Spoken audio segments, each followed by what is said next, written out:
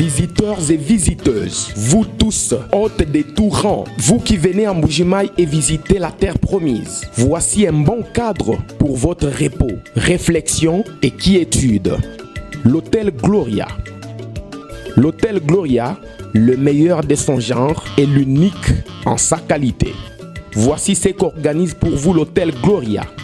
Hébergement avec 3 types de chambres, à savoir chambre simple, monobloc, appartement. En plus du logement, vous avez droit au transport des clients assuré depuis l'aéroport jusqu'à l'hôtel. Le déjeuner, la connexion internet gratuite et fluide, une baignade à la piscine assainie. L'hôtel Gloria organise un service de restauration de qualité très rapide et méticuleux sur plusieurs points de vente que voici. À la terrasse VIP, au salon VIP et au restaurant avec des cordons bleus ou cuisiniers experts en cuisine de toutes les nationalités sur terre. L'hôtel Gloria organise également pour vous un service de blanchisserie avec son pressing ultra moderne qui répond aux exigences de nos aimables clients. L'hôtel Gloria organise pour vous un service de location des véhicules à un prix défiant toute concurrence. Une salle de spectacle pour toutes vos réunions et fêtes de mariage. Passer un séjour à l'hôtel Gloria, c'est se donner la chance de vivre très longtemps sur Terre car les meilleures conditions de vie contribuent à la longue durée de vie sur Terre. L'hôtel Gloria est situé au numéro 71, quartier Kachala-Bonzola, dans la commune minière de la Kanchi. L'hôtel Gloria vous offre une occasion de vous amuser et vous détendre dans une boîte de nuit incomparable pour ceux qui veulent danser et se défouler. L'hôtel Gloria, c'est le meilleur de sa série. L'hôtel Gloria, c'est l'avant-goût du paradis.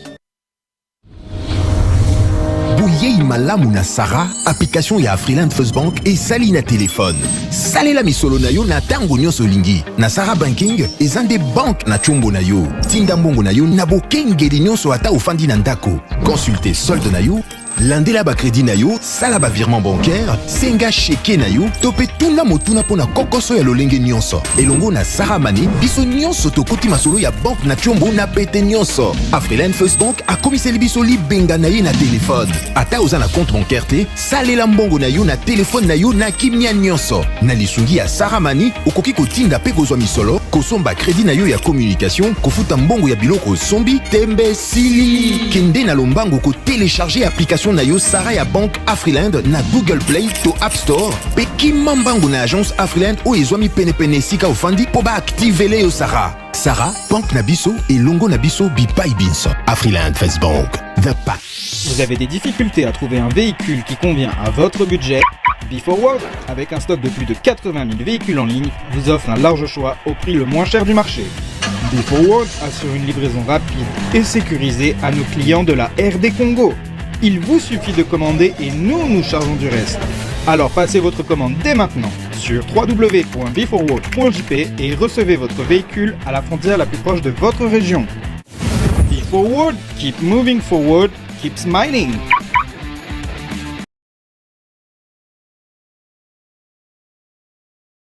Eta biloko nyonso za nango même so ko kunda mutu kunda matanga to organiser mais bete biloko nyonso zo na nzoto. Bozola na biso na Luanda, na Angola, na Belgique, na Allemagne, na Toronto, na Montréal, na Dublin, mais awa pe na Kinshasa na 24 communes na capitale. Bozola na biso na Bumbu na Selembao, na Kasavubu Kisenso. Bozola na biso na Matete na Lemba na Ngaba, limité partout na pesi bino mbote bato banana Busawa. Mbote na bino bozola na prison centrale à Makala, bozola na présidence de la République. Bozola na ngai pe na gouvernorat ya ville à Kinshasa, bisika banganga bavandi baza kolanda. Bosolo nde yango tokolo balelo na pokwa. Lelo ezali samedi, bon momesano bosolo ezaka penza samedi te, mais ezaka ba édition spéciale. Ce qui boyo ki sango abimi samedi, c'est que lisolo ezali. Alors lisolo ya samedi faut fongolela ngo matoi. C'est-à-dire au moni bina ke match komi grave na entraîneur yemo Galati Varese, donc masolo eko makasi. Ville ya Kinshasa, une ville à problème. Capitale, il y a presque 20 millions d'habitants lelo. Selon les statistiques, il y a bateau. Il n'y a pas une précision parce que même temps, on a un gouverneur, il y a ville. azalaki incapable à koyebisanga effectivement les lots dans le nombre d'habitants combien. Yango ezo suscité mingi en urgence ba débat aux oyoka par rapport à recensement, mais on le saura dans les jours à venir. Pétition contre Godem Poy. Président de l'Assemblée provinciale. Makambango ko salama makasi. Pétition wana déjà parti à lundi examen en Wezoband. Donc à partir de lundi awa ezali coup sur coup ekoya. Banani ba signé pourquoi ba misusu ba boy, on va parler de ça. Likambo ya Zando, on va parler de ça. Makambo Kini Bopeto un peu, on va parler. Finalement, on va parler de la ville de Kinshasa. Bah, projet, tout ce qui n'a pas été réalisé. Na lingina lobisa muto ya lobaka pinda isute. Bobi kata nanda kwa baba TVP lobaka. Les lots quand même ngai mona kangé na pantalon ga bifo loba. Il s'agit bien de monsieur Neron Mbungu, vice-gouverneur de Kinshasa. Mais azali pe honorable député parce que aza parmi ba rare bateau législature union sobanda 2006 avec exercice à Obetanaïka na premier mi-temps ça silis vice-gouverneur Neron Mbungu mbote na yo mbote ndeko sango tokutani lelo pour la première fois ozo participer en direct na pourquoi lelo spécialement ngamo na bengi yo à la veille il y a Kotanga topé ko étudier faisabilité à pétition bato bakotisi contre monsieur Godem pour nanga quand même tout sur la mama kambwebele ko solo la politique mais ozolo bango na lingala ozo mona ngo ezali valeur ezali humiliation to ezali considération mais non ebi peut-être pourquoi de le départ ma monsieur Ezaka traité na ndeng to rolo bela leloté parce que même na ba université ba institut supérieur ko bandana maternelle école primaire secondaire surtout bandao zo ba leçon ba cours na balang na biso national ne to ma danser volela parce que lelo ce qui chine ko mi chine yoko eloko etomboli bango d'abord ezali langue na bango na écriture voilà biso to linga trop ko zo libanda oya na ngbawa au moins pe trop de ba diplôme trop de français ba ochope na terrain boy ba grab anzadi quoi. Mais je pense que Naza très à l'aise et surtout que Naza peut vice-gouverneur à Bakinois quoi, et biso na Kinois, ba na Kinshasa, ndingo ebeta mareza lingala donc ils ont un problème grave. Ils ont un problème té. Bosolo na politique, li solo mona musika, les deux réalité d'abord impression na yo pour na bosolo les andingini. Mais au surprendre ngai ya on baloba ko juger mutu na musika té il faut pousser na pembeni. Na yebi goza kokwa kalate na makambo yo oza elengyo azo meka kobunda na me ebundeli na yo eze bundeli ya bandoki parce que na kucho d'abord na organisation na ye d'abord na bureau no ya mbinga yo lobo tuninga to sola ni ngana biso yo muto benga inga yo yebi makambo photo sola parce que d'habitude na ya kana ngate mais na moni bien que tozo sola mais quelque part muto moko azo koma et avant même moya na plateau na yo ba elio ba document pour se référer nango au sali déjà chaîne na yo moko ozana 2 studios ba 10 caméras na moni a professionnel ba matos mo ekuba bien organisé na moni personnel bien habité so ba gêne tout ba sala pa na yo na sepeli pe na moni neve na moko na bano moni kalaka ni wa na cité mais na moni li na moni yo oncle moni neve ko ma plus c'est au sérieux et au organisation. Très bien. Sinon, félicitations. Merci beaucoup, honorable Mbungu Neron, vice-gouverneur à Kinshasa. Dans le banan, il n'y a pas de problème. Est-ce que vous avez dit belé, tu as député, tu as dit yo babanda renommé yo, tu as belé puis bandi marate kotanga. Et ce yo bon, biso to bato to yo ningo zana na ebité ba diplôme na yo. So tambla na ho naza ça doit faire maintenant 33 ans naza chef d'entreprise na géré batebele na elo au sala luengete na zoa ngana mona kisenso na botem na kisenso na zoa diplôme na kisenso na institut technique commercial de Bikanga et après na sali na tangi na INAFAC batnusu ba bien Institut national de formation aux activités commerciales na sali formation à douane Tant on a ça une déclaration douanière et puis on a ça la gestion douanière. Donc on a zali technicien en déclaration douanière, on a diplômé en shipping, donc gestion des frais maritimes. Et après on a mes parents ont été na moya ko tsanga ba université dans cette yango na sala ina ba formation professionnelle. Tant on a abandonné mon amali konda na kena ISC na sali premier cycle na ngai ya comptabilité. Na eu diplôme na ngai ya graduat na comptabilité. D'ailleurs l'actuel DG Nabiso ya DGRK, c'est mon professeur, il m'a donné cours de droit parce qu'Azaki assistant à Ngwanda, DG Nabiso à l'époque, na ISCP à son âme. Na zana comptabilité ya Mubenga Kuseke, Yankulu, Baebi, na zoa chance à osa comptabilité Mama Jimote. Voilà quoi, na zoa fiscalité ya grand professeur Mabiala, aza directeur na DGI, na zoa pour la philosophie na grand professeur Nkanga, azaki PDG. Et Maximilien qui adjoint directeur à travail dans le premier cycle les acquis professeur Inkasha Patrick voilà donc nako ko banotang la yo très bien batutu et puis naye ko ça la deuxième cycle dans nazali na première promotion ya micro finance et entrepreneuriat première promotion na donc on continue sur le kasi babilo ko mona ke eratakate so na nyatika bo eratakate ezaya buzo bate très bien et oyebi bien que nga échec et ennemi nangai. Très bien, merci beaucoup pour le défi. Oyo ko relever bokolona mokolo. Kasi to le bela likamba politique na yo. Lelo yo parcours politique na bino, surtout personnellement yo ezo ibanate.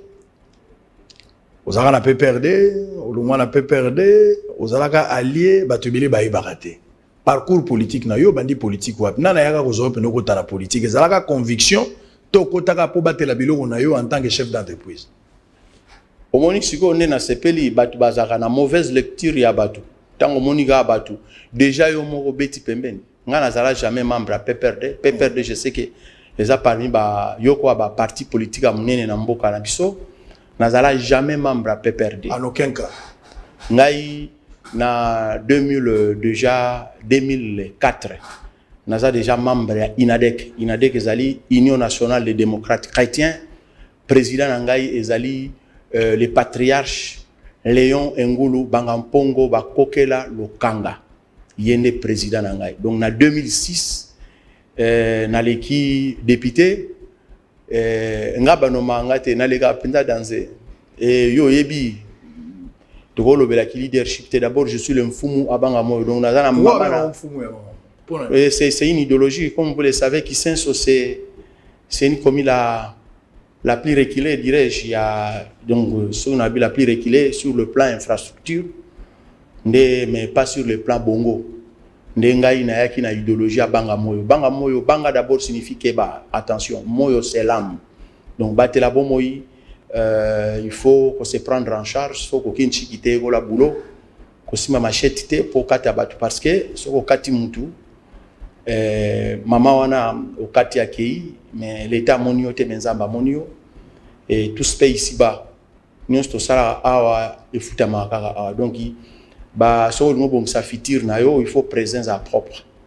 alors donc c'est une prise en charge pour le bagé bako c'est kabiso toza na nzira te to na maya malamu te mais yango te ozangisa biso toza mayele to bundana pona commune donc c'est si le gars moko ezaka juste pour na décomplexer parce que batebeli bazaki komona azamana kisenso azana epé bien mayele akoza na epé na poto omona akosa za na matete parce que avant qu'il se zaki zone annexe ya matete mais pourquoi le banoka te vana na kisenso maintenant idéologie simba même aux États-Unis so azamona kisenso et ça bango fierté et le kisenso ango o batu babenga biso lobi bana kisenzi et bimisi champion 3 fois député national, 1 fois provincial et 1 fois vice-gouverneur. Donc les a juste slogan et finalement INADEC voilà INADEC na l'équipe député na 2006 na INADEC na 2011 également na INADEC ce que tant comme na 2018 au monde comme ambassade scripté mode à scripté changé alors parti est vraiment installé national maté alors ce que to sali babul to non na ici présent surtout que wana déjà il y a comme autorité morale abinga vraiment na pension parce que la âge qui ici ko lelo d'ailleurs le 1er janvier auto les cas auto fêté 87 ans d'âge na ya comme kola bineron na tikeli au parti ngana comme le kola aigle autorité morale.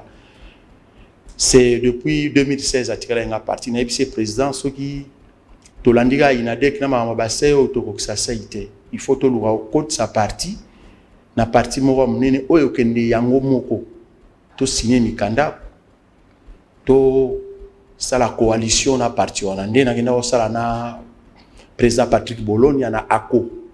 Voilà, donc INADEC to coach na ACO. Ça dit besoin la FCC. FCC. FCC ce que lelo union sacrée to bino botika liga. Bon, omoni ba coloration politique wana ezaka na ba alignement politique. Mais beaucoup plus ngana za quinoa. Voilà, parce que ba votera biso pété par rapport à ba famille politique et non même par rapport à ba parti politique, ba votera biso par rapport à yomoko. Voilà, ngawa nazoloba naza quinoa.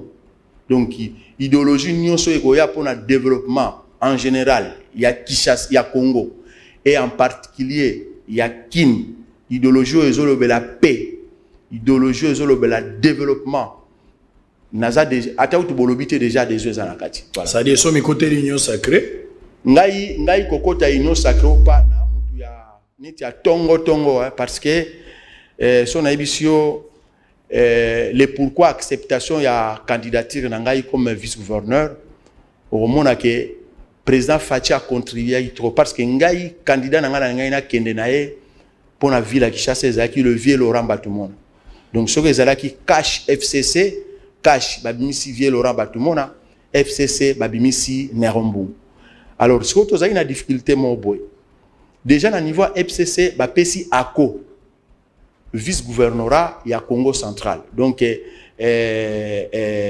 mwana mboka santé bakende na mwana mboka papa Mbachi comme candidat gouverneur, santé membre ya ACO comme candidat vice-gouverneur.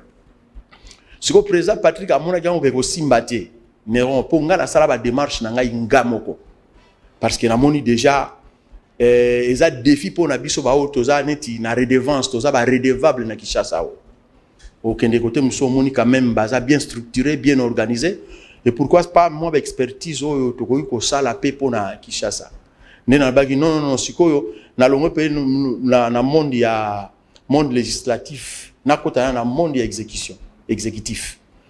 Alors tant on a bando sala ba démarche président Patrick Bologna a l'ingalité parce que à mon déjà ba pesi biso Congo central ba olingo pesa biso su Kinshasa te ava belexia bien en tout cas nere aussi mbate nde tant on a ke ko mona vieux Laurent muta ebisa ngai kende mona vieux Laurent lelo nazo dévoiler muta loba inanga kende mona vieux Laurent eza vieux l'honorable Jean Kimbunda il est déjà aigle azoyi déjà information qui est à niveau à cash eza vient Laurent Batumona yemte bisinga bi leki na ngai na moni makanisi na yo na moni kende mona honorable Laurent ndena ke mona vieux Laurent Batumona tozayi ne pe ba collègue parce que yé pas ayi député provincial ponga na lega national provincial alors na tiki national na lobby siko fo na se concentrer na no na Kinshasa na yesko na national tango vieux Laurent ya mbingi tango ga moni nga sauter abia style na ngai yango petit na ngai donc faut te dire parce que to yeba ngine déjà avant na ba monde ba boulot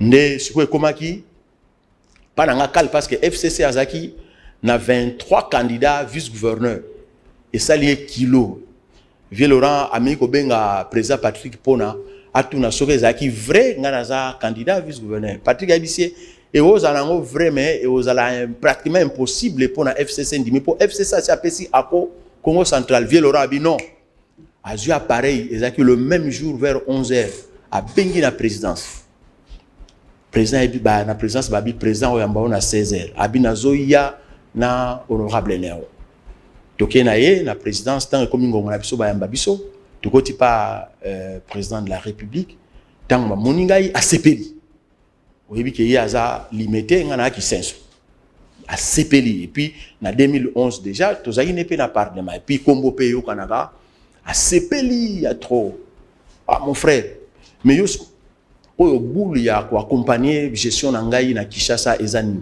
ndina bando expliquer ngai voilà ba programme na nga projet na ngai mais na ligne posa gouverneur te parce que na gérer chose publique te mais na ngina accompagner comprendre na accompagner mais na makanisi oyo nde na démontrer makanisi na ngai abi mosiko blocage eza na niveau ni na expliquer tout alors alobi ayebisi vie Laurent kende pas Bologna so comme pas Bologna bobenga ngai makambo na oloba témoin na ngai l'honorable Laurent Batumona to komi pas président Bologna kuto a hésité abi non ngana yawa sur recommandation nda bengi président ayebisi non il faut ubeta ngo na ndenge na bino on comprend président beti kombo sko etika na mutu alors tant siko esali ke ezala cash FCCT ezala ka to bomana cash FCC déjà ba konzi ya FCC basi bazoi le CB que soki ozala vice gouverneur nerombo nde babandi eliminate to tikali 10 to tikali 6 to tikali 4 to tikali 3 ba ko se référer na malobo a ligoso na nde balobi ça dit nous abo gentini azoyo na mawate azonga neni yepa bando boma nzoto auti na mai ndombe ba yepa sali ba démarche na ye na ndenge na ye na tozane parti moko te azonga na mawate po mara da député mais ya marate te ye boye na azalaki député na 2011 te na 2018 abimaite na 2018 abimaite yepe mtayoka mawa talaka lo ayo amangali toyebanaki te tomona na ine na parlement topesa na mbote autala ngani tozaki circuit mote to okutana ne lo ba toyaka mboka amemanga soka za franc amemanga parce que ye moko auti d'abord mai ndombe aye awa aye kokutana na parti na ye na bilombe oyo pe bazo sala ba démarche ba koma ba gouverneur est-ce que yo ndima na bien na habité lelo quand même na zuyo futo sisa nyongwa mwa bilo webele est-ce que yo moko nati oyo kokoma ke gentini ngobila oza tike na yo ba impression ya kanini alors que Yolanda ka vie batumona au moment na ke continue libala moko malgré yo oza déjà na oza déjà na information roloba ke omoni ba biloko mususu lelo yo il faut pesa politique a mboka na biso mayele mon frère donc ba choix musu ekoza la na sentiment te faut pesa mboka mayele et lelo yo soko moni FCC a commis oyo a commis lelo pona ba sentiment na pona ba sentiment ba intérêt ya batu et ba retomber dans sikoyo et ko il président honoraire aux plan donc qui ba sentiment mususu nazo tia mutu oyo po apesi ngai boye po aza boye ngai na ebisio na ba démarche na ngai mutuka moko atindika ngai à part ba oyo bande ko soutenir ngai mais mutu liboso atindika ngai ezanzambe na comprendre ko yoka pas si jour ba ebisaki ko sa tike na gentini c'est ce que j'ai compris non na comprendre mais le boy no ko ba menga na comprendre likambo ezate to pusana yo yebi le pourquoi pas si wana nga fona mona mais parce que ezali choix ya famille politique on comprendre ezali choix ya famille politique et puis ngai nazaki penza na yebaki soki biso to zuité et que Vieux Laurent a ko utiliser nga parce que ayeba déjà ba boro na kinango pona kini on comprendre moi na moka gentili so potali parcours na ye azape moindre te on comprend azala déjà député azala déjà PCA azala déjà vice-ministre en agriculture azala déjà commissaire azala déjà gouverneur alors temps où déjà ngai na monique ye agira trop so na ebisio ke na sepelaki te wana kosi na ba déjà que ce qui peut-être ye pona ye nde na monaki ye et puis détermination azaki nango ya bandeli on a mona ikalobi bon kuna bolobi babilobe la na prouver bino na kin ozo prendre ta bolobi nga pona yumbi te ngai wana yebi na ngate alobi kuna bolobi mais na prouver bino kasi yumbi na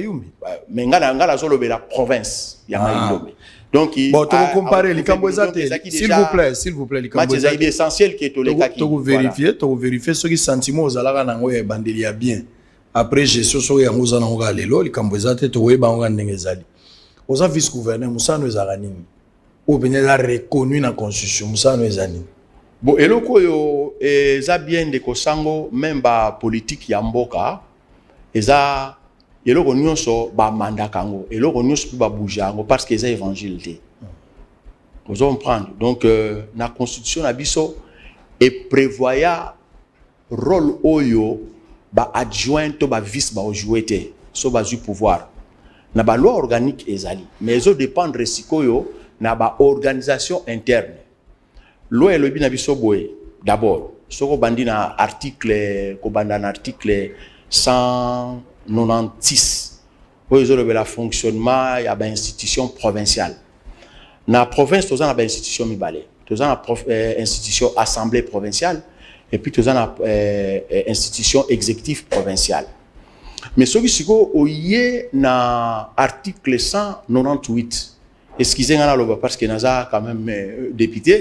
Ce qui est dans l'article 198, où il dit que le gouvernement provincial est composé de 3 corps. 3 corps. D'abord, le gouverneur, le vice-gouverneur. Les gouverneurs et le vice-gouverneur sont élus par les députés provinciaux. Et après l'élection, il y a des députés provinciaux qui ont confirmé que l'équipe et maintenant sont investis par l'ordonnance signée par le président de la République. C'est seulement les 2 messieurs-là. On comprend que le président a géré le pays Mobimba. Il a visité l'élection. Mais par contre, tant qu'il y a un gouverneur, il y a un vice-gouverneur. Et qu'on a interpellé. Donc c'est un mystère. Donc, vous êtes obligés de travailler ensemble. Donc, Eli n'a ticket. Ticket, on est allé 2 personnes, le gouverneur et le vice-gouverneur. Et le 3e corps, maintenant, c'est le gouvernement. Donc, gouverneur n'a vice-gouverneur. Vice-gouverneur a un collaborateur et un gouverneur. Comment ça? A un collègue et un gouverneur. C'est-à-dire, a un moto a été. Non. Azamuto faut pas ça la musala. Faut pas ça la musala. Aza collaborateur. Exactement, dans la même logique. Surtout qu'il y a esprit à constitution, Bozali investi, élu d'abord par député provincial. Investi dans ordonnance présidentielle. Exactement. Alors, ministre maintenant au bazo ça la 3e corps, baza désigné par les gouverneurs et non vice-gouverneur. Par les gouverneurs et ça les corps. Ça dit binom balé. Par les gouverneurs. La cas spécial mais ministre oyo baza collaborateur na biso et ils sont investis na assemblée. Vous comprenez? Donc biso tous un pouvoir exécutif, biso tous un pouvoir il y a gestion ya ville. Mais par contre député musala na bango mi balé kaka. Baza wana oyebi bien l'Assemblée nationale ba voter à loi. L'Assemblée nationale va voter à la loi. La loi wana ya mtetambusaka pays nyonso. Tandis que na assemblée provinciale va voter à ba edi. Donc ba edi à Kinshasa et cause en un peu différent na ba edi à Congo central, na ba edi à Maïndombe, na ba edi à Katanga. Alors s'il vous plaît. Non. Tika na ebi les pourquoi mais tika nga pétant parce que les émissions ba tu peux faut bailler ba si ba pas comprendre mais biloko ezali fona kotso na nzoto. Ça va, na. Alors, deuxième moussala ya ba député, en dehors, il y a production, il y a ba edi. Là, je parle maintenant des députés provinciaux. Baza pen un rôle moussousou, il y a contrôle. Voilà. Et ça y est juste pour en signifier. Moni que quand député zobeta on bango pose à la député 3 fois. On ando sakani na ngozo rappeler moussalo sala depuis. Mais si au bando confirmer malé mbeke naza mayele. Oyebi ke na sali 15 ans dans parlement so ils ont une école 3 licences. Pour me au mela na stade ba journée mon mapo bobeta balete. Les problème té mais ba retomber dans monter ba de la paix bando sala. Mais tête toujours tala. To solo la likamboza te. Ah ololo bela mangambo harmonie.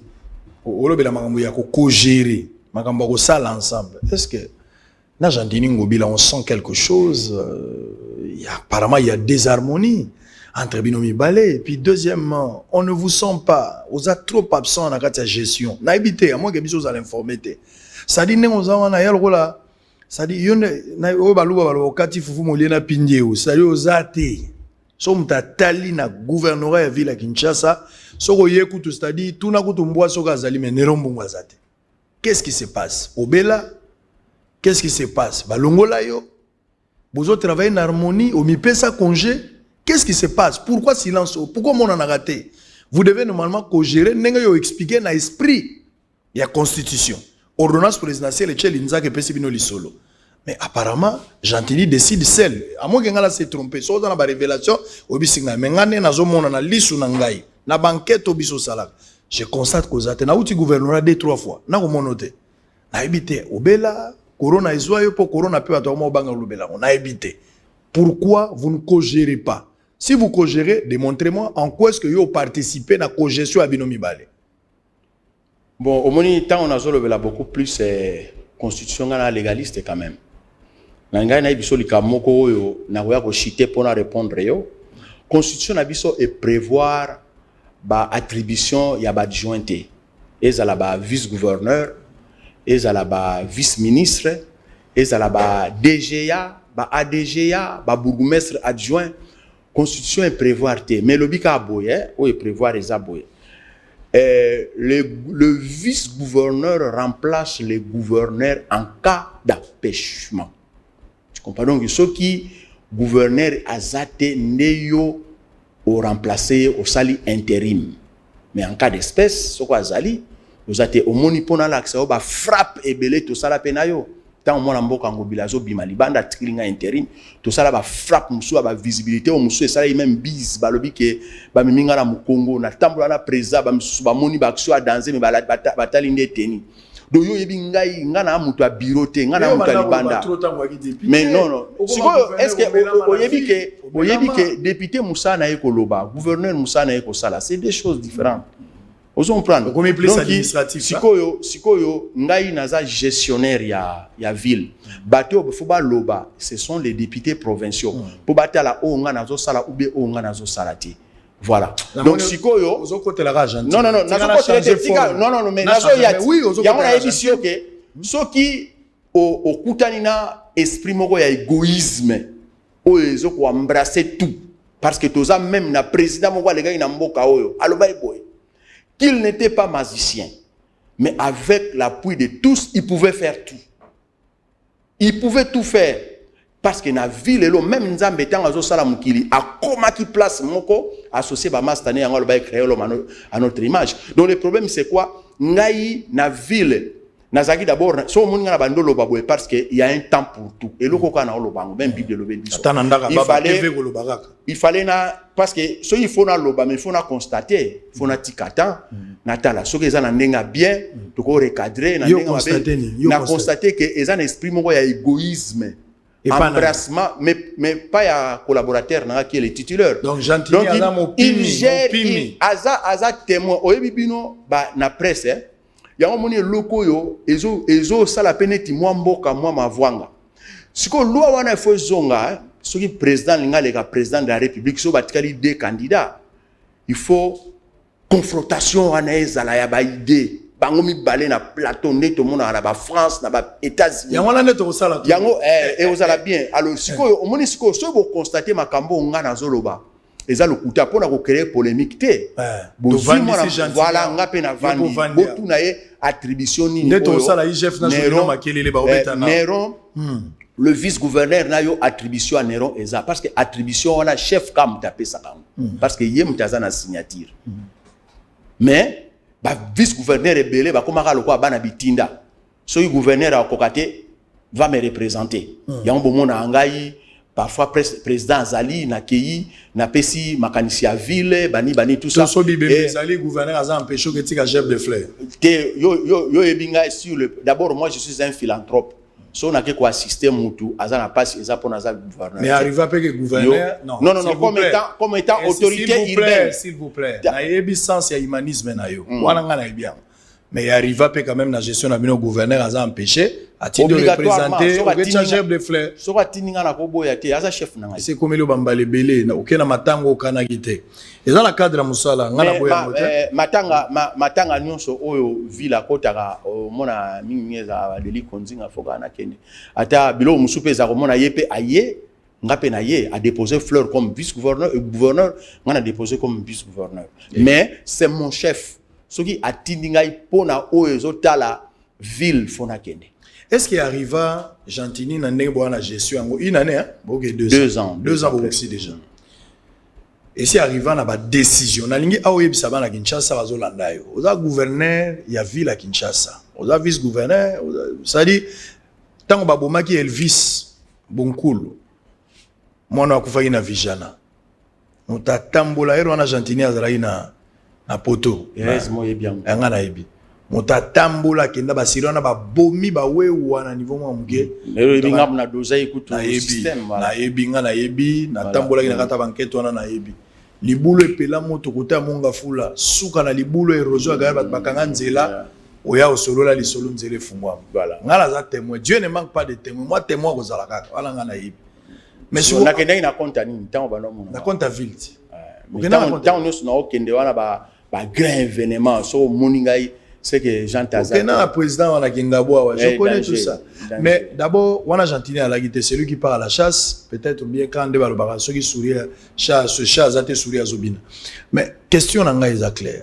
Tangelanga est numérique. Ba décision nini Oyo Gentini Ngobila depuis Bossali 2 ans en tant que titulaire chef non on se reconnaître mais en même temps aussi collègue na boulot. A eu ba décision associé yo popesi makanizo za pe satisfait que likambo loba qui est pas yokiang.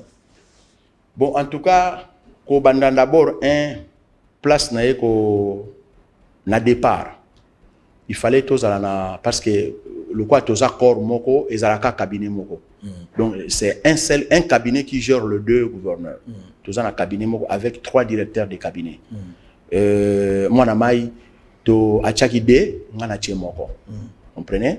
Alors, eza na ba place mususu tant que au sala gouvernement a contacté ngaité na monaka mbala moko pour gouvernement bimi mais na tiela qui a beaucoup plus problème parce que zaïba promesse pe à campagne qu'il faut travailler na ba député na mona ba collègue na ngoto zaïna ba on assemblée ba yepen exécutif eza penza wana na ko lukilango ba mais ba tigela ki quand même parcelle à pouvoir te que yo po chamutu te wana ebisa ngate que parce que avant c'était 9 postes ministériels pour parce que constitution PCBiso mbela ya kotiaka 10 ministres kolekati mais so moni que ba domaine eza mo ebele o ekokeli na gouverneur na ki ministre te okoki ko créer ba benga ba commissaire to chesikoyo 4 commissaires na ba commissaire ngana na mutute na ba gouverneur na ba ministre pe na za na mutute alors na sala kango bruité oui pourquoi na sala kango na 13 a pimeli rien na za te brodo alors siko nga problème na ngai na monaki mingi te kengana zwa nga problème nange ezali kisasa na lobi kishasa te mais kisasa na to fonctionner parce que to bandisika na moni ba ministre ba ye ba massa musu ba collègue to na bango na parlement ba landi pe biso pona ko chapwa tant ba ye nga isala nga problème te parce que na yebi ke exact solo la ndengona et puis na ko juger ba tango ndeni parce que nga na za na besoin nga problème nange ezala résultat na za na besoin résultat bon na juger bango ponga na chete na pe ba sali résultat et rendement voilà quoi. Donc, mais tant que comme il faut suspendre le bourgmestre, pour na kotia ba bourgmestre nazati.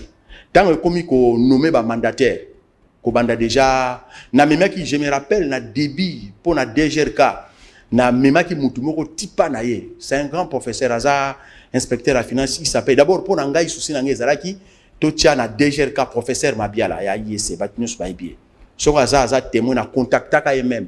Abi na contenu il y a ba occupation dans un angle na au moins que beau consultant ngai d'ailleurs j'ai même un bureau organisé pour la consultation alors tant on a moni ya boy na keluka monsieur mo ba bien ke opika c'est un prof azaki professeur na comptabilité na bikanga c'est un mazasko inspecteur de finance nazaki na choix na yeto tia quand même ba technicien pour na résultat bien mais a chete a cheri tabola et a chena famille mususu ezawana batamusa ende puis tant achaki bango a ngaite. Et ce qu'on se rappelé, tant que ache abandi na DGRK, c'est par là abando sentir que mécontentement nanga est bandi. Place mécontentement nanga est bandaki, c'est fini ba kozwa ba ni naye aza trop enfermé na directeur à cabinet, na ministre intérieur, na bato mususu ya ko collaborer na bango mais il voit pas, il consulte pas le vice-gouverneur même na ba décision. Avant c'était bien au moins ba investisseur ba ye, bo benga vice-gouverneur to solo li mais après ben investisseur on peut tant bon suivi et zaté peu bilo on soupe aller vice gouverneur ça la suivi à haut parce que au gros gérer qui chasse au mon côté au gros gérer qui chasse au mon ça dit même na comprendre na ça dit na même ba teki ticket ya wenze même ba gestionnaire ya ba marché gouverneur yemo zaté nani président nga Patrick Bologna présenté biso tout moko na cadre to tiaye po neti parti se retrouver mais bro tout na ba membre nyonso ya ako ba membre no soit ako nani aza ministre nani aza mandataire nani aza même atekatike na wenze personne donc ville les a géré na mutu moko pas na yé moko c'est-à-dire Gentilly moko azala kola pasteur yé moko mobeti mbunda soko moningai yé moko pe interprète voilà soko moninga na zoloba ne pona faire signifier ba kinois so bozo monanga pisa na terrain te parce que na eyoma mo eko salama ou bien likambo mo bo oyo gouverneur faut intervenir mais nga soki na yé sur place na za na décision te omoni place wana nga na amuta lukuta te na yé na sali démagogie ozara échantillon donc même rapport na ba oyo kango te vous comprenez donc Gentilly boza na problème bo elela ata momi to le mususu ya to le msuba makampeza ba guerre politique na oyebisa yo oyebi na moi temps to sali na to sala na Gentilly sur le plan oyo ya éducation c'est mon chef non na cadre ya kino tout ça ba kino ati vous comprenez donc c'est mon chef wana c'est connu même nzamba ebiango alors na gouverneur wana bomona aza bien instruit c'est quelqu'un qui sait respecter les gens moi personnellement il me respecte en tant qu'humain na moni place à fingaité il me respecte et puis voilà quoi mais voilà ka système ya pour côté ozo azo fula azolia ozo comprendre mais côté éducation à fingaité to elne le côté mais ce problème quand tozana un problème ya tokumbela kin voilà c'est ça place ça dit mo ka bombi balé voilà c'est ça très bien bozolanda biso TV za radio te ville à Kinshasa 24 communes et à capitale miroir il y en a 2 personnes baza comme biso na lisolo likolo Gentilly ngobila vice na ezali à Nerombo mais yo moko na kati église okoza la pasteur te yo moko interprète yo moko mobombi misolo yo moko huissier yo moko administrateur jamais katapas kabola nkembo tala mutaza pembeni pourquoi bozoka na zobelela ka précieux muyoko ngai te po bomona ngana parler précieux azali pourquoi na zobelela ka ba énergie ba kanko bazoya pona musala na bango quand le doigt est malade c'est le pied qui l'amène à l'hôpital musapi azobela même akola même à l'hôpital mi soit allé là tout en até monoko lobi je suis malade moto na mutaine loko na ye yo biki vilo yo bacheli bino 2 personnes bazobeta lisolo yamba balona mupanzi kanisa moninga mais l'essentiel les alliés que ville gagner mais si réellement tu as la logique au vice-gouverneur a expliqué ce que vous êtes en train de voir moi je me pose la question les gouverneurs de la ville à quelle capacité intellectuelle magistrale n'a habité ou bien magicienne s'il faut le dire quelle capacité il y a éléphant il y a gérer makamu yemo ko sange muta pusana na habité sur na bureau parallèle ya batu so basala même so na vice gouverneur mususu même so azwela yo mbanda ya vice gouverneur we bate tika to pusana pour ceux qui sangwa lobi o sangwa koloba finalement aux vice gouverneur même ceux qui Gentilly appellent ça qui yo occasion te makamyo so zolo bezo denda ba conseil no bar poto mais est-ce que awa ba kino ba koki koyeba ba effort nini yo sali peut-être Gentilly aboya koyo gango mais pour bo engager ba réforme oye kokaki ko botisa misolo pour la ville à Kinshasa et si arriva pena au sololi ata boya ki me ba kino ba yeba nini oyo lobaki oyebi na cadre ya kotambusa gouvernement omoni émission on a c'est plus trop parce que bat bazolo anda biso Kinshasa awa eza siège d'institution eza capitale ti président donc ceux qui toza ba gouverneur ceux qui toza ba ministre eza na ba grand professeur bazolanda bazomona ndenge tozo gérer qui ne sont pas des gouverneurs qui ne sont même pas des ministres ou soit des vice-gouverneurs donc il y a aussi des grands musiciens des grands artistes baza ba gouverneur te ba vice bazotala donc on a zo sala eza buzo bati on a zo sala eza alerte moko ke touti ko passer ba mbule belé oyebi to ko tangati Kinshasa oyo il faut interpeller biso comment ailleurs ngai ndenge naza boye na pesio déjà que moi je suis mu Congo mais na yebi même maduda oyo ngaité nga naza kinois et na logique nanga soku to bengaka ubando sala ba présentation mobo ya ba ndenge nini nga na biso zonga na kinois nga naza kinois ndenge naza awa makamnyoso na kozwango na Kinshasa fier nanga na sala ngo na Kinshasa lolendo makamnyoso eza na Kinshasa donc Kinshasa ponanga na yakite na courir derrière eloko mosongo na yaki pona na courir derrière to poussa Kinshasa pour que o baroya sima ba continuer ko poussa metozo sa Kinshasa simate na mambo lobeli bino oyebi force ya gouvernement si réellement si omoni ndengo lobi abake soki gouverneur Gentilly azula inga imbanda gouverneur mususu wana azosa la illégalité parce que légalement parlant le vice-gouverneur de Kinshasa c'est Mbungu Néron, donc il est condamné de travailler avec moi, il est condamné de travailler avec moi et puis moi je suis condamné à quoi accompagner, mais place ni sikoyo et bandi ko interpeller nga trop, tu sais force à gouvernement ezali nabi même si on a pimeli ngai to collaborer mais ce que makambo ezo salama na neni parce que force à gouvernement ezali conseil des ministres place oyo évaluation et salamaka ba stratégie ba sanction ba programme et salamaka mais biso au lobisco to commis déjà presque na deuxième année tout ça là 7 conseils des ministres. Je t'ai dit mais tout le monde qui le vieux André na gouvernement les cas bien que résulté cause au ezali mais tout le monde qui tous les vendredis on dirait maman moko maman olenga abando ça là ba compte rendu à gouvernement oyo kutu ya siko au moment président Fachi ce qu'on va voyager vendredi avant voyager il faut ça na conseil des ministres parce que yango ndé ba zora ba rapport ya fonctionnement il y a ba différents ministères mais biso et ça la maraté d'où maintenant ça répond à corona non ndesiko na ye ko croiser pour le que peut-être il y a un autre gouvernement parallèle qui existe quelque part. Ça devient maintenant illégal. Parce que nous avions un gouvernement complet qui fonctionne. Nous avions des conseillers. Et nous avions même un siège qu'on appelle l'hôtel de ville. Nous avions même des salles OESA uniquement pour le conseil des ministres.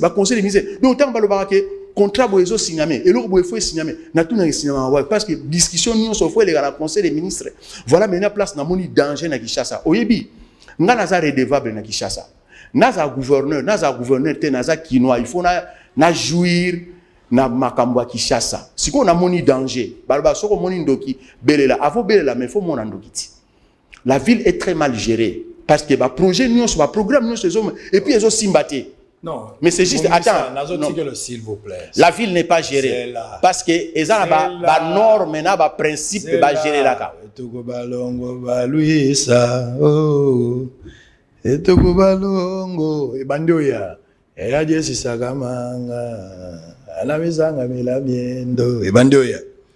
Honorable vice-gouverneur, si la ville n'est pas gérée, nous avons mal géré la ville. C'est comme si on a la carte de la ville, on a vice-gouverneur. Tant que la ville est mal gérée, ça dit vous n'avez pas géré la ville, vous avez mal géré. C'est vrai. Le véritable témoin, ceux qui n'ont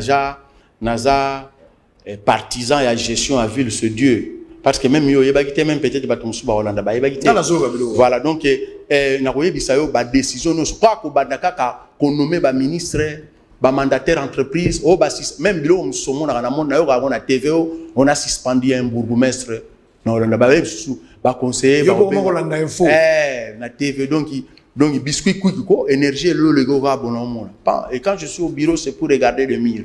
Je me suis dit bon ça va il faut comprendre faut comprendre ça c'est quoi ça parce que on dirait ngara député en quoi est-ce que la ville est mal gérée s'il vous plaît c'est essentiel to bungate en quoi est-ce que la ville est mal gérée ça dit Gentini Ngobila ne vous a pas associé ozoloba la ville est mal gérée parce que vous n'avez pas été associé ou bien par rapport à la décision prise et ça la décision m'a bien faire avancer ville.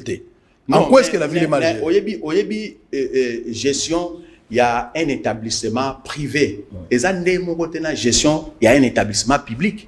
Parce que gestion est un établissement public, et ça, il faut respecter les textes, il faut respecter les normes. Donc, la gestion, il y a établissement, mais la chose publique, c'est quand je te dis que même ville, on n'a même pas un ordonnateur. Ordonnateur, en cas de dépense, et la chaîne de dépenses n'est pas respectée. La chaîne de dépenses de la ville n'est pas respectée. Ça, en tout cas, n'a évité. Ce qu'on voit jour, IGF et Outeki wana rapport wana n'a évité pour ngana IGF rapport ezawa pia ville. La ville, je ne pense pas que si la ville même a une comptabilité. Excusez-moi. Pour éviter. Parce que ceux qui chaînent la ville. Mais c'est juste, yango na ebisio. ngai neron je préfère naza la vice-gouverneur te mais na mona gouverneur mona vice-gouverneur bazo gérer ville à Kinshasa kitoko donc ngai nakoki ko contribuer place au Kinshasa ezokufate mais avant sikoyo na loba il faut na mona na constater ça dit gentina yende ko boma ville à Kinshasa na lobi te kaye ko boma parce que banda pa koti na toko soki to tiele ba point azupe 0 te voilà yemoko aloba mais yo za journaliste donc yo sala ba investigation na yo OK d'après aller rappeler na émission mais sikoyo omoni problème ndenge za awangai na ville oyo na ville na kokondima jamais oyebi soko tali lelo ba fonctionnement ya peut-être ça faute na été c'est parce que soko tali lelo ngai naza na contact na presque ba vice-gouverneur nyonso ya Congo au mona tant que sorolaka c'est presque le même conflit. Pourquoi? Parce qu'il n'y a pas un soubassement pour protéger les acquis du vice-gouverneur. C'est presque au monde gouverneur à vice-gouverneur, gouverneur à vice-gouverneur.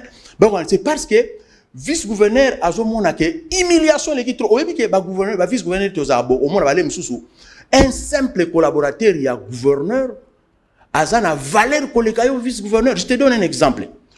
Benga honorable junior. Un rapporteur et assemblée provinciale. Mais il n'y a pas longtemps, un collaborateur à gouverneur à Lingasimbaï Nanzoto. Un député au conseil la gouverneur motion Balungu lié. Un collaborateur. On a maître John Tona. Donc,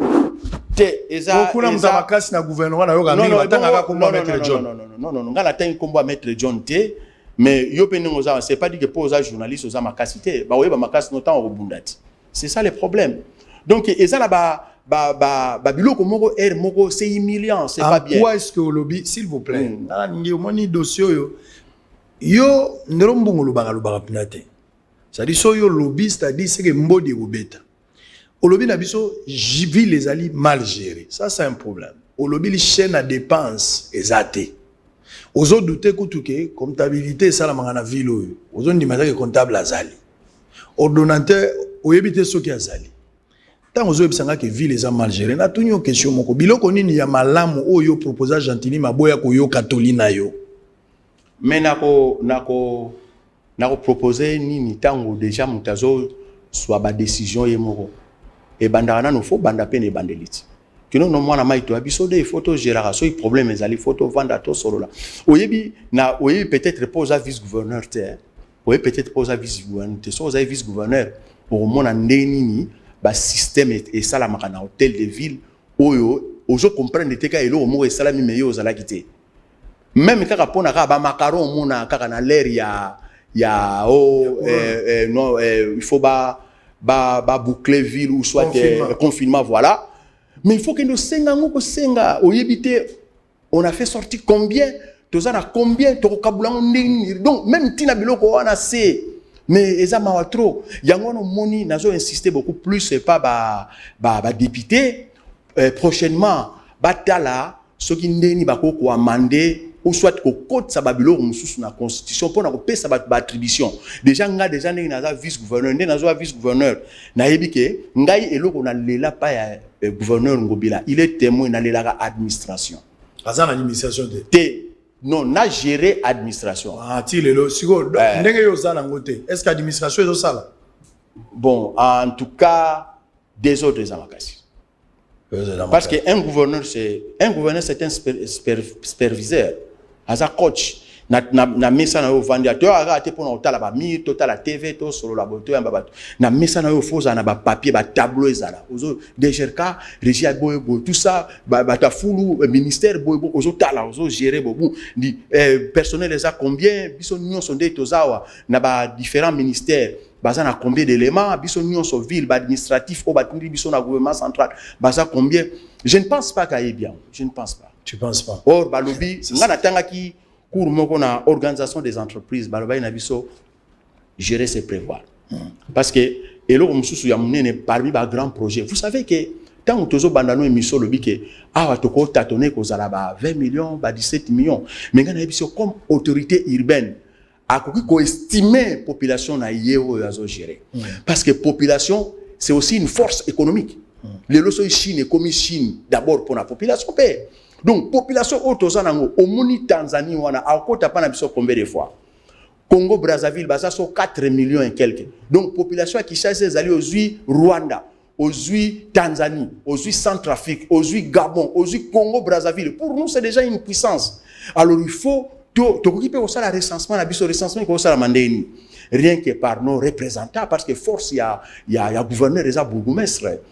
Rien que par nos représentants, il y a niveau, il y a commune. Bourgmestre bazole la bobeti bango 2 ans yango bopesa bango bon akine bopeto.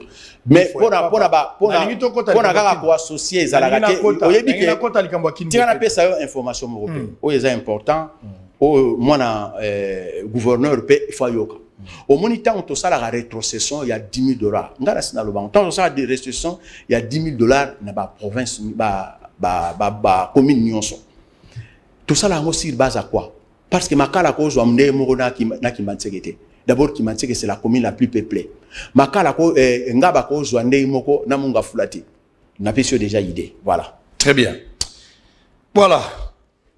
Tous en direct. Bozola na biso spécial samedi. Nazoka bien ndenge na kati ya nzoto na koyoka pamba te lundi ekotoka. Mais gouverneur Gentini Ngobila alobelinga makambo ya Kini Bopeto. Kini Bopeto tant bozui décision ya ville. Kini Bopeto. Ozaki associé na projet wana te ya Kini Bopeto. Soko zalaki associé. Bilan nini yo moko zo accorder na Kini Bopeto kino lelo. Budget ya Kini Bopeto zalaki ya combien? Où en sommes-nous avec Kini Bopeto? Bon, au moni gouverneur Azanzambete. Tant avec Missili Kanisimoko, il est entouré, il a des techniciens, il a aussi son vice-gouverneur et puis ses ministres. Gouverneur a coupé Salikanisi. Mais il faut que traiter dans le conseil des ministres. Parce que dans le conseil des ministres, tous en ont différents talents. Tu comprends? Pour nous se compléter. Alors, Ezape, Yoko, Yaba Gaf, O Ezalike, Netina Koko Yebiso. Est-ce que tu sais que au mois de février l'année passée, peut-être le corona, mais au moni réunion au conseil des ministres comme ça même en ligne. Banda mois il y a février l'année passée, Tito Bandi, janvier au Futanani. Moi prime il y a participation. Non, n'a pas fonctionnement, jeton de présence les aranding on a partout dans le monde. Non, est-ce que tout ça d'abord on a besoin de mbongo parce que déjà on est des ministres, on est des gouverneurs. Que depuis aux la ville, bon ça là 7 conseils des ministres. Ah ouais. So ça là 7, c'est-à-dire bah o etikala botikala au salaté. So ça le chocho bimaka fona calculer. Mais moi je pense que ndenge na yebeli fonctionnement na biso ba ministre au bazar autorisé na ko assister na conseil des ministres. Bah, on a problème bon parce que au début que même ministre bazan a frais de fonctionnement depuis que nous avions commencé. Bah ministre bazan même na ba transporter au bazan a transport azoga on a crédit mais véhicule de service ezati. Tu vois, bah ministre au bazan a ba véhicule de service oyo ya ndrek mbuta to kutaki na ba ministère au bazwa qui change tant ba sali remise et reprise ba PC clé de contact. Mais sinon ngamo na osekisayo tant on a sala qui remise et reprise na vie ba fiba oui ba pesa ngani après ça, il y a une plaque, il y a VGK. Quelle plaque? Plaque, il y a VGK. Allons les plaques. Plaque, il y a VGK. VGK, hôtel de ville de Kinshasa. Non, VGK. Vice-gouverneur, ok. C'est une plaque. Et pour votre information, ça doit faire maintenant presque 2 jours pour mon sous-estimation de la vice-gouverneur. Je n'ai pas un moyen de transport. Je n'ai pas un moyen de transport. Pas de temps où tu gâtes? Nazana frais de fonctionnement, moyen de transport. Ezate na yaka na ba mituka na ngamoko. Ouf, ceux qui va payer un mutuka wapi. Mais sauf, il y a presque une semaine et demie passée, na mon on dirait par Mawa kaka. Netka moi Mawa. Ba peso ketch. Te ba pesi nga car jeep. Ah ba peso netka na moi Mawa. Ngasko na boulé na bité zana pembeni, na chango pembeni. Ba pasteur bo sambela ngona nini po. Tant on a olé là bo na zana carte bo sala rien. Siko ka mbala mon bo pont. Et ça, le roi, moi, si, aller la robota, à kepa, ba gynécologue, ba salier, ba hydro, ba ni, ba ni, azo, zoazé, imité, mourmo, va, au trouble, à zuiser, mais oui, que, sur la zone d'umba, comprendre, que, ils ont un mbali, ni. Ils ont un pembe. Ils ont pembe. On a Jeep ville, m'te sûr. La ville est pessie. Quand même, gouverneur à 2 ans après. Mais, naza, moi, la mawate, quand même. Naza, acteur, il y a gestion. Kini Bopeto, vous a impliqué dans la quantité?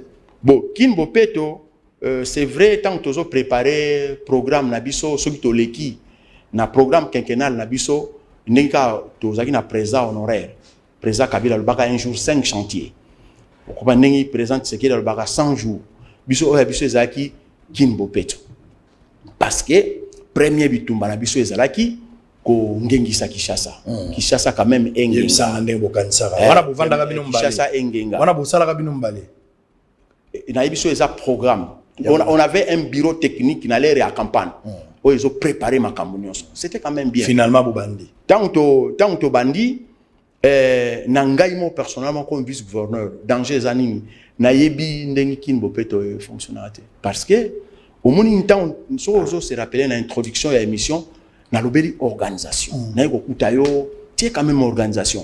Et là, comme mon côté, et bimaramala sans organisation. Et en dehors de l'organisation, il y a des moyens. Des moyens et où tu as une organisation. Parce que même, pose à la dire, la mobilisation à la recette, il faut la organiser.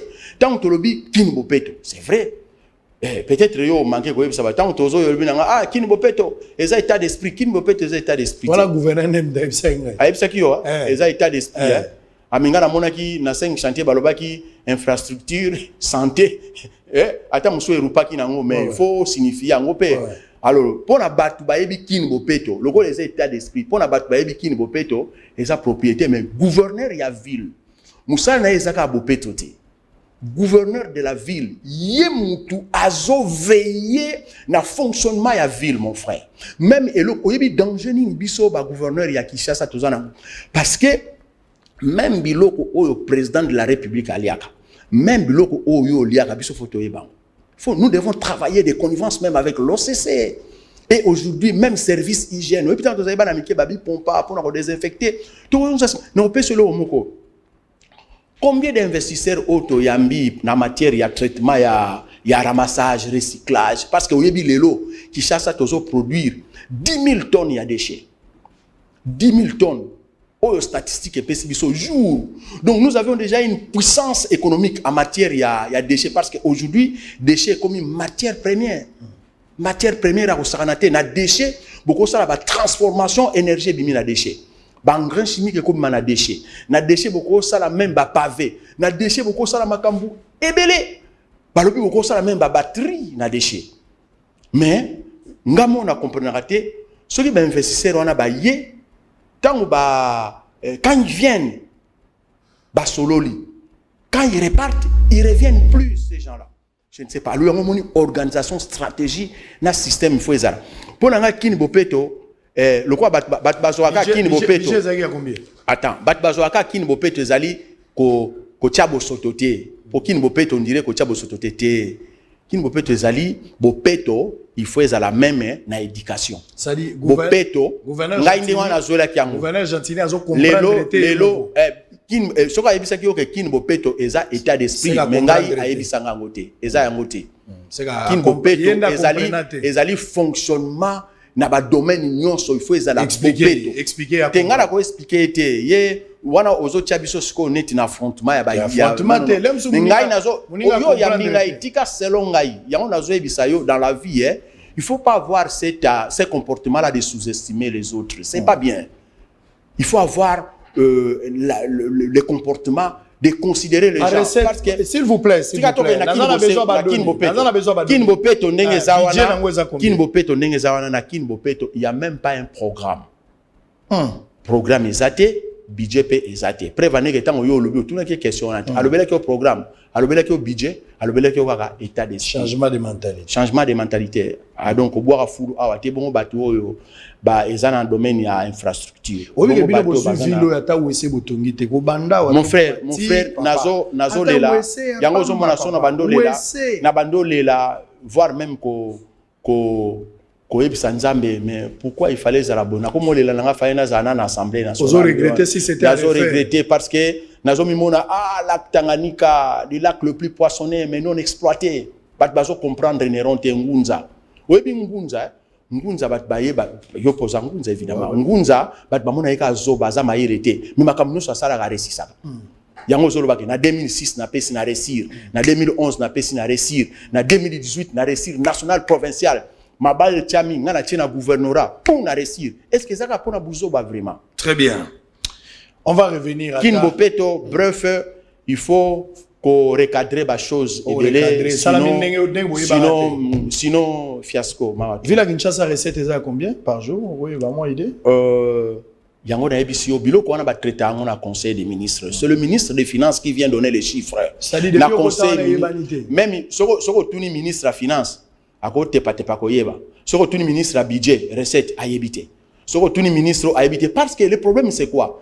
Na conseil des ministres ndé gouverneur na vice-gouverneur à Sololaka na ba différents responsables et à ba service. Si qu'on est tout sur le boy ngai mongonde na za awa na futi pe ben impôt foncier vous comprenez na futi pe ben impôt foncier so photo yeba ben période de impôt foncier et salami ce qu'on est impôt foncier tozui combien il faut comparer donc ben fort si qu'on tozui par exemple tozaki moins ou likolo il y a un de ça na conseil des ministres bo comparer pour bo multiplier ben fort pour mais ayé banité ngai sur les plans chiffres ngai gouverneur mutayibi yo ozaki kuna tifalo tu na ye menga na ebisi oke ngai na ebité alors ngai yango no moni na bakoki ko assassiner Kinshasa tena Néron présent il fallait quand même yango lobi ke na bungaki ngai ba associé ngai na gestion je suis en train de pleurer Kinshasa ezokufa pour moi très bien pour ngai on va revenir on va revenir bon ogole kampaka na bilamba me na bitendi te zali solo photo expliquera bato yo mona muta vandi boye amona gaer mo ba jeune mususu vandi Israël abeta ba vérité ngala beta ba vérité net so na beti vérité ozo okoki ko mata ko kita na beta vérité nazalaki sur terrain nakenda ko tambola nakenda ko tala makambo ya Avenue de la Paix, Avenue Lengesa, Bongoloti le Bosali Nanoute, na vice-gouverneur. Nazo tuna makambo mbongo mezo yebanate. Même dès na kitaki sur terrain nazo tuna Lengesa ba tonga mbongo za combien? Monter yebanite. De la Paix bazo tonga mbongo za combien? Mbongo yebanite. Makambo mbongo bali ko yebsanga te. Siko biso to évaluer makambo ngo ndenge nini. Mais descente, ezalaki pona confirmer misala les salam. Le président de la République aussi était là-bas. Fachi et là, on a sepela. Ce qui m'a les bandits, aux komaka, mais continuité, faut la commander, contrôler, corriger. C'est très important. On va suivre d'abord en image, c'est qu'a été ma descente. Vice-gouverneur appelle Mamouké, tout ça, Rozonga. Si vous avez pétition, avant de zando, posando babougi déjà, et puis vous avez pétition, dans le peine de la paix avant de terminer.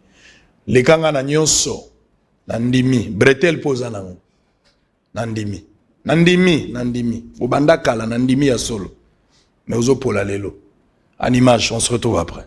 Récit à l'émission Bosolo na politique officielle du journaliste d'investigation Israël Mutombo, le gouverneur de la ville-province de Kinshasa, Jean-Tiningo Bilambaka, a affirmé avoir lancé des travaux de quelques avenues de Kinshasa pour désenclaver certaines communes et désengorger certaines artères principales de Kinshasa. En sa qualité de journaliste d'investigation, Israël Mutombo est descendu, si j'ai dit, dans plusieurs coins et recoins de la ville de Kinshasa pour s'enquérir de l'effectivité de ses travaux. Première étape de sa visite, l'avenue Elengesa qui sépare les communes de Makala et Bumbu. Sur place, le patron du groupe de presse Bosolo a fait un constat satisfaisant car sur les 6 km de long de cette avenue, l'entreprise de construction Adi Construction a déjà fait 4 km bien que la fin des travaux reste encore incertaine. Le chef des travaux de ces différents chantiers nous donne ici l'importance de construire et asphalter l'avenue Elengesa en lieu et place de faire d'autres routes.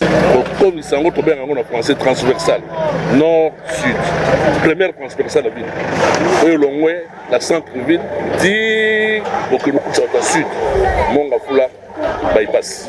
Donc sur la centre-ville, dans la boulevard, la côte avenue Kasavubu, la l'équipe Pont Kasavubu calmement, la l'équipe Victoire calmement, la commune de Mariano calmement. La commune avenue Ngedengede calmement Quelques riverains se disent très satisfaits de ces travaux car c'est une première dans l'histoire de cette avenue.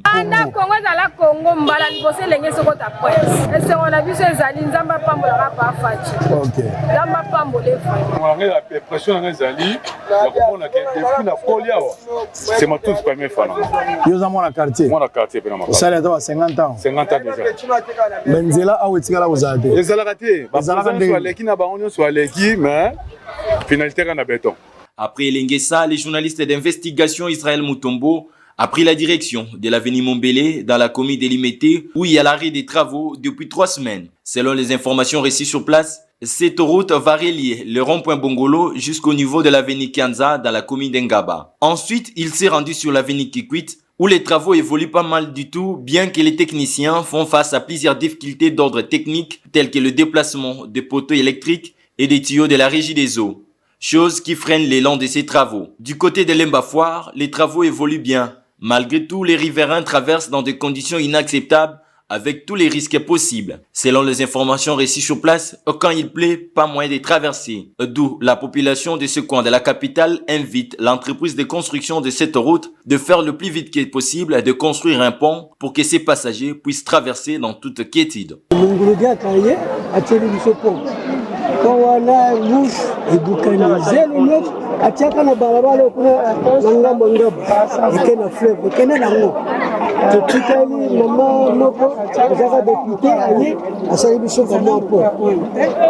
Zaka le kundela wala tete et baby sali la biso comme po ta mabaya mine. Biso za na ba difficulté za moi et c'est tout pont.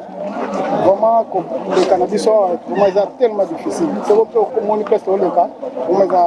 Troisième étape de sa ronde, c'est l'avenue de la Paix dans la commune de Matete qui est déjà asphaltée bien que les dernières pluies qui se sont abattues à Kinshasa aient causé quelques dégâts sur cet artère. Malgré cela, l'hôtel de ville de Kinshasa a dépêché des ingénieurs sur terrain pour réparer ces dégâts qui sont déjà à pied d'œuvre. La population de ces coins de la capitale félicite les autorités compétentes pour cette route qui est d'une importance capitale. Après ces constats, les journalistes d'investigation Israël Mutombo et les riverains saluent cette initiative de l'autorité urbaine Jean-Tiningo Bilambaka, mais déplorent la lenteur dans l'exécution de ces différents travaux par les entreprises choisies.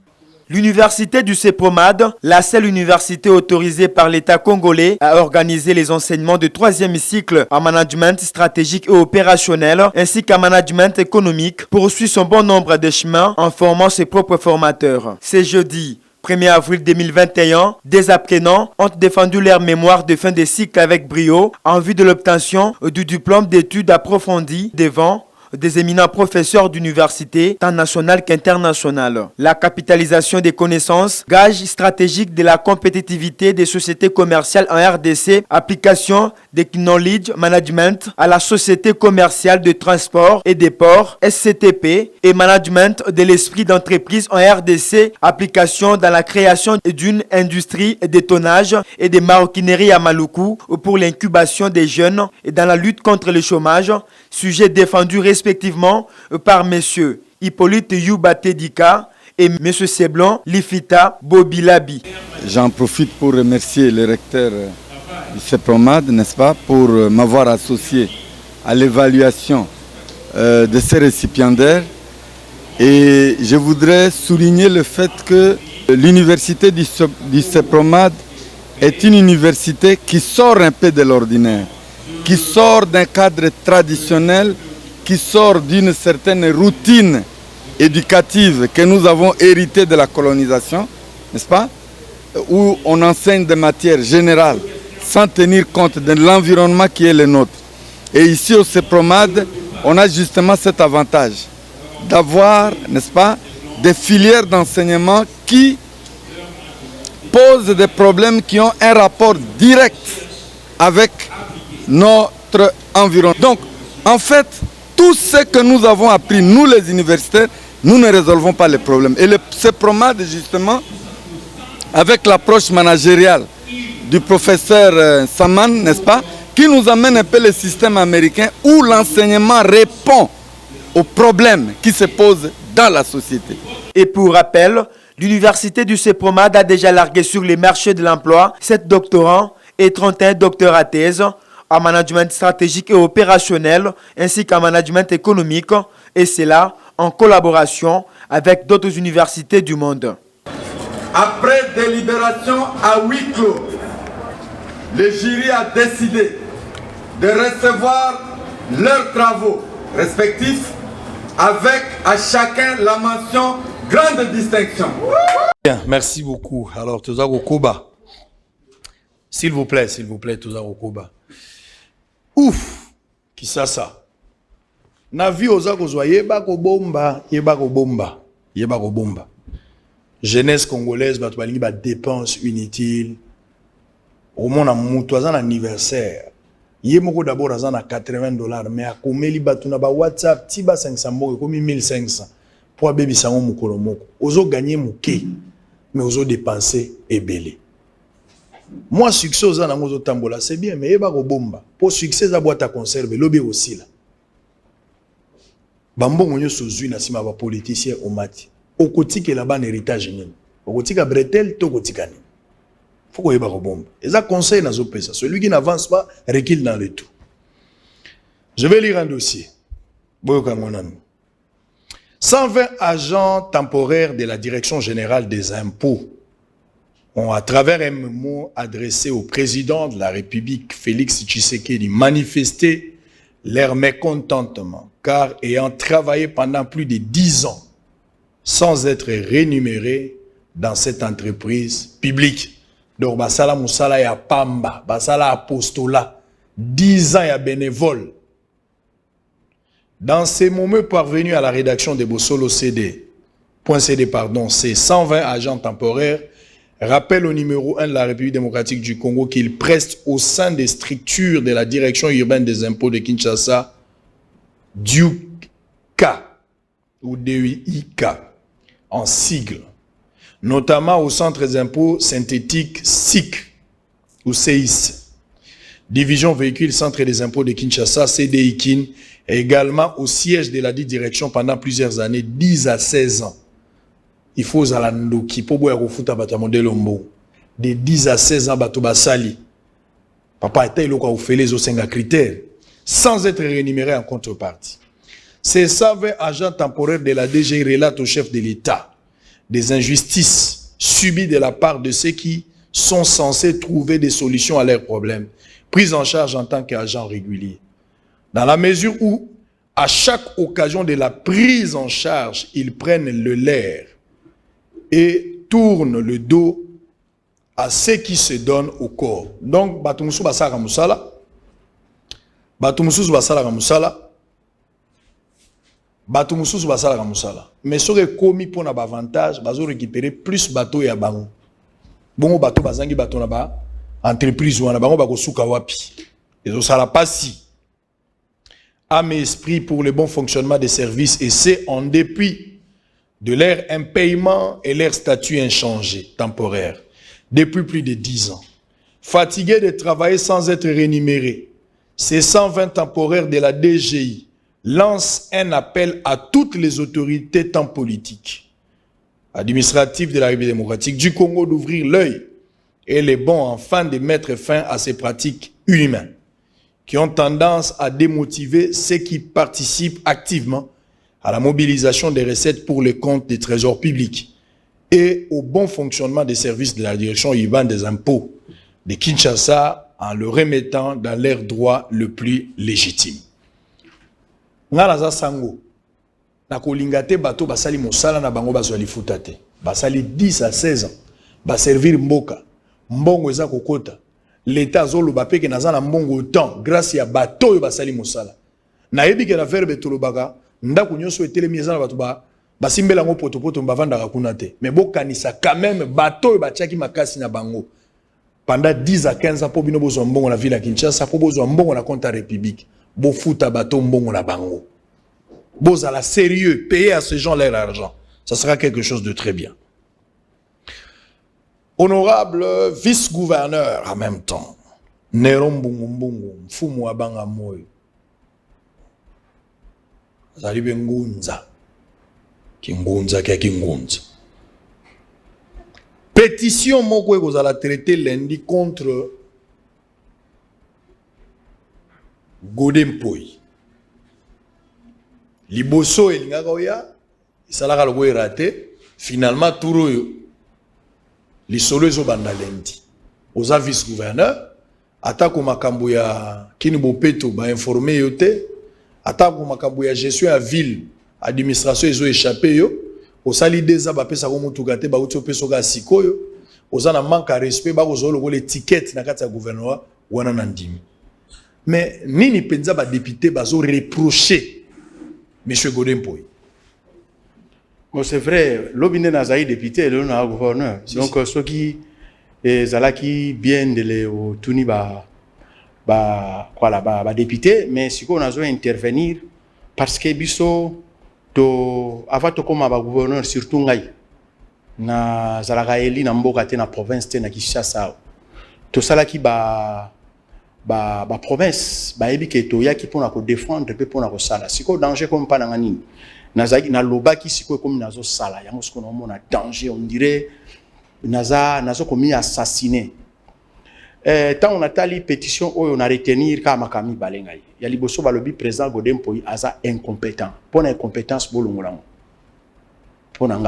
pona incompétence bolongolango je pense que pona ko raconter moi likamuke public et yo ka surtout bakinois ba député moko surtout ya FCC a contredire ngai na ba effort o nkayoyo nazo beta tolote mais so na sala quand même fona loba poso na lobité bat ba roye baté pour lobi bat ba yebite que naza na gestion en ville ba naza associé na gestion en ville naza pour beaucoup même l'installation à bureau voilà naza pour beaucoup. Je te donne un exemple. Excusez le nom de Voilango. Vieux sapou. Vieux sapou. Ce qui tia kufaki na sama belé alinga ingaité. Alinga ingaité. Parce que na élection à bureau na ngana ki télé Santana. Bato ba yebi télé Santana te a eza lokola Ibenge. Voilà. Député moko ya FCC a contredire ngai ba yebi. Parce que tant que la composition il y a bureau et quoi accompagner biso ba gouverneur c'était comme ça parce que même tant où vient Laurent Akeina Jekoko ba il peut la composition à bureau na bango biso composition à bureau na biso satire wana moni wana c'était pas prévu président Godin Poyi azala président mutelnga azala président c'est Jean Goyi Mvuzi actuel ministre de la finance. C'est parmi batu oyo balobaki pona lobaka ngai te c'est pas bien que na guerre auto kuta na parce que toza ba bilombe na assemblée so par exemple to leki toza en face na ba vieux Laurent en face na ba Rifem ba Yambudila en face na ba Jekoko en face na ba Deps Malungene en face na ba Magloire en face na ba Twebele donc il faut tous en un bureau et ça soudé au sala au service et c'est aider biso pour que ce ministre bazo sala bienté parlement a sanctionné bango pour biso tous soit vie sauve parce que te belé ba gestionnaire belé ba téléroné na comprendre so za gestionnaire il faut tika parlement sala musana yi et ça la bien pour ba ministre azo sala bien to azo sala bienté na lor ya contrôle. Mais pour la balobi présent Godin na pétition aza incompétent to longolango wana te incompétence wana personnellement en intimité mais réclamation na bango ezali mauvaise gestion traitement ya ba dossier et pour ngai maintenant je me prends comme député parce que ngai ce qu'on a un avantage naza gouverneur pe naza député parce que ngai naza na compte ara na circonscription nga o ezapika na Kinshasa. Si parce que la carte de pétition na moni même suppléant na yo a remplacer yo a signé pétition. Si suppléant na ngai a signé pétition. A signé pétition c'est-à-dire yo yebi. Na yebi. Eza lokola yo signé. A signé qui pétition on a parce que yo d'autorité morale.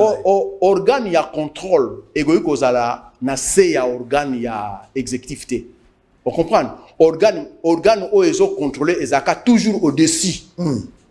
Et puis organe exécutif et comme sa autorité morale qui avant que parlement ça la likambo il faut se référer na ye là moi je dis non raison pour laquelle na kotala makambo la nyo songa na biloko la na sasu na parlementaire aye ko yebisanga tande makambo le kaka omona to kende banquête donc to interpeller ministre to yeba ba vérité ndenge ni vie les otambula omona président Godé azole kisangote yango ba député sko balinga yeba pona nini alexakati président lokola Godin pour azo protéger ba ministre na Jantini Ngobila ngwana ngana yebi na ngate pongai nde na zaboye eloko parlement baza conscient eloko parlement ko interpeller nga pona gestion ezate yango pe na sepeli toyoka et puis souci na ngezali parlement a comme na niveau na ya contrôle sans complaisance s'il faut sanctionner, à sanctionner, sauf biso peut pas gouverner tout ça mabé, à sanctionner pour le bon fonctionnement.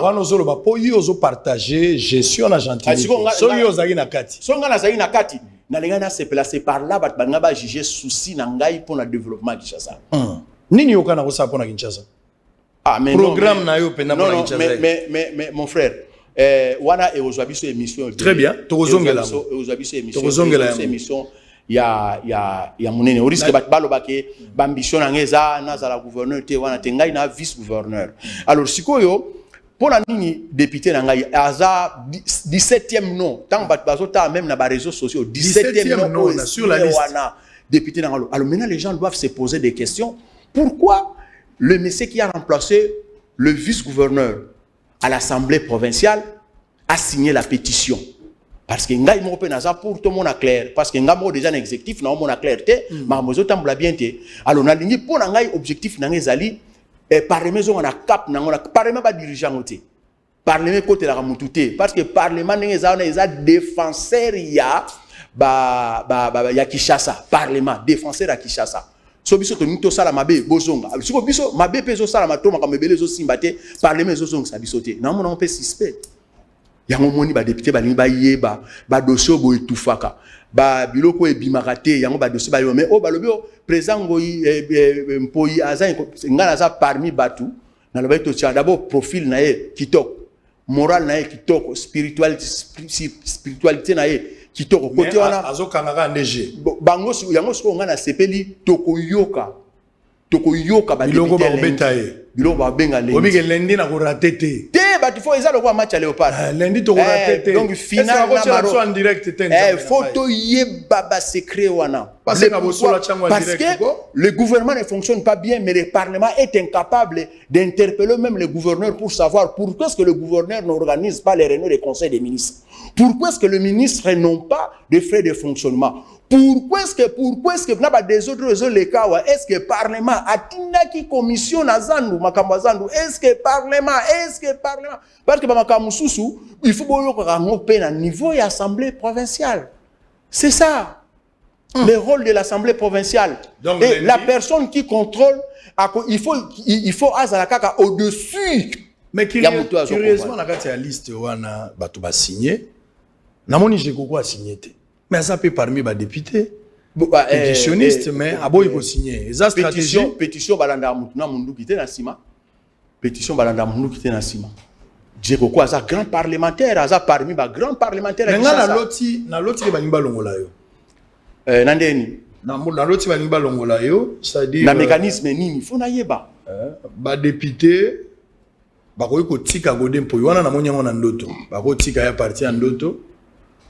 Mais babaluke liyo ça dit balata yo pena yo kwea mais bazwa moko ya ba députés provinciaux aya ko remplacer na loti yango na ndoto na zomi tuna ngalo bi mais député ba solo la rapé na enono mungu likambongo yo kusani na moni député moko ya pembe a uti lokola côté ya limité na échangeur zo ya mbangu wana kana kati ya ndoto na zotanga mais iye ba solo la rapé bien pro mais ko uta wapi na moni ngala za mutu na bomba to moni ba ndoto na biso ya takate na moni complot moko contre you.